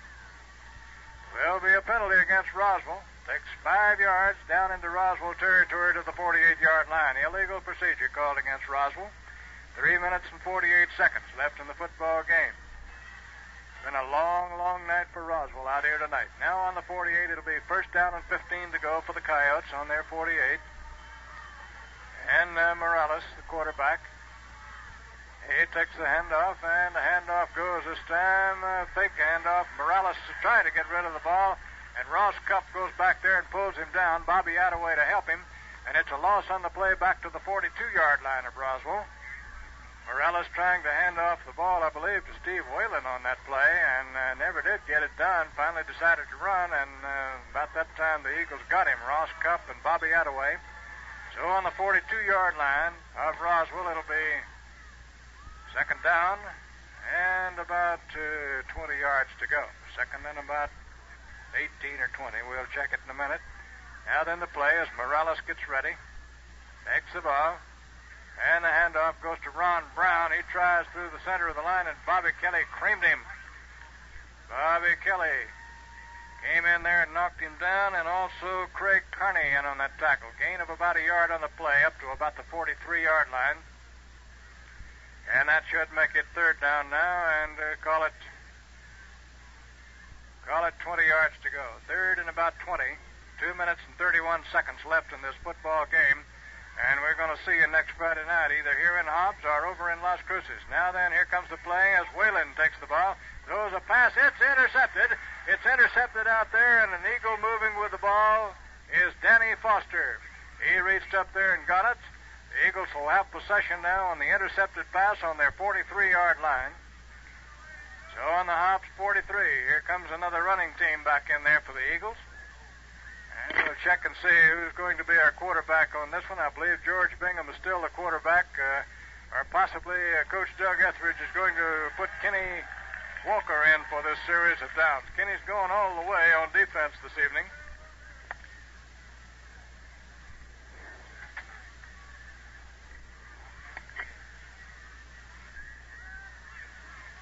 All right, here comes the play, and we're going to have some good news for you after this football game. Here comes the play as Kenny Walker rolls out of there with the football, coming around the right side. He's got a block. He's on the sideline. He's to the 40, knocked out of bounds on the Roswell 36-yard line. Kenny Walker rolling out with that football and showing him a clean pair of heels. He picked up some good blocks on the sideline and was down into Roswell territory on the 42-yard line. Stay tuned right after this football game because we're going to have some good news for you. Hobbs will play next week Las Cruces Mayfield for the bi-district game.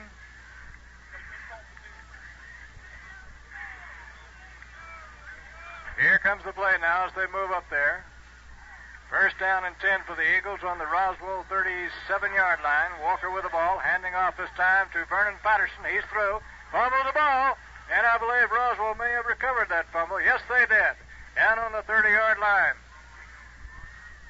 And a recovered Hobbs fumble now gives Roswell possession on the 31-yard line, and so they'll get to take it over. 1 minute and 35 seconds, but the Eagles are going to win this one without any sweat. 51-0 right now is the score, and they'll play Las Cruces Mayfield next Friday night, and we'll have the news as to where that game will be played immediately following this football game.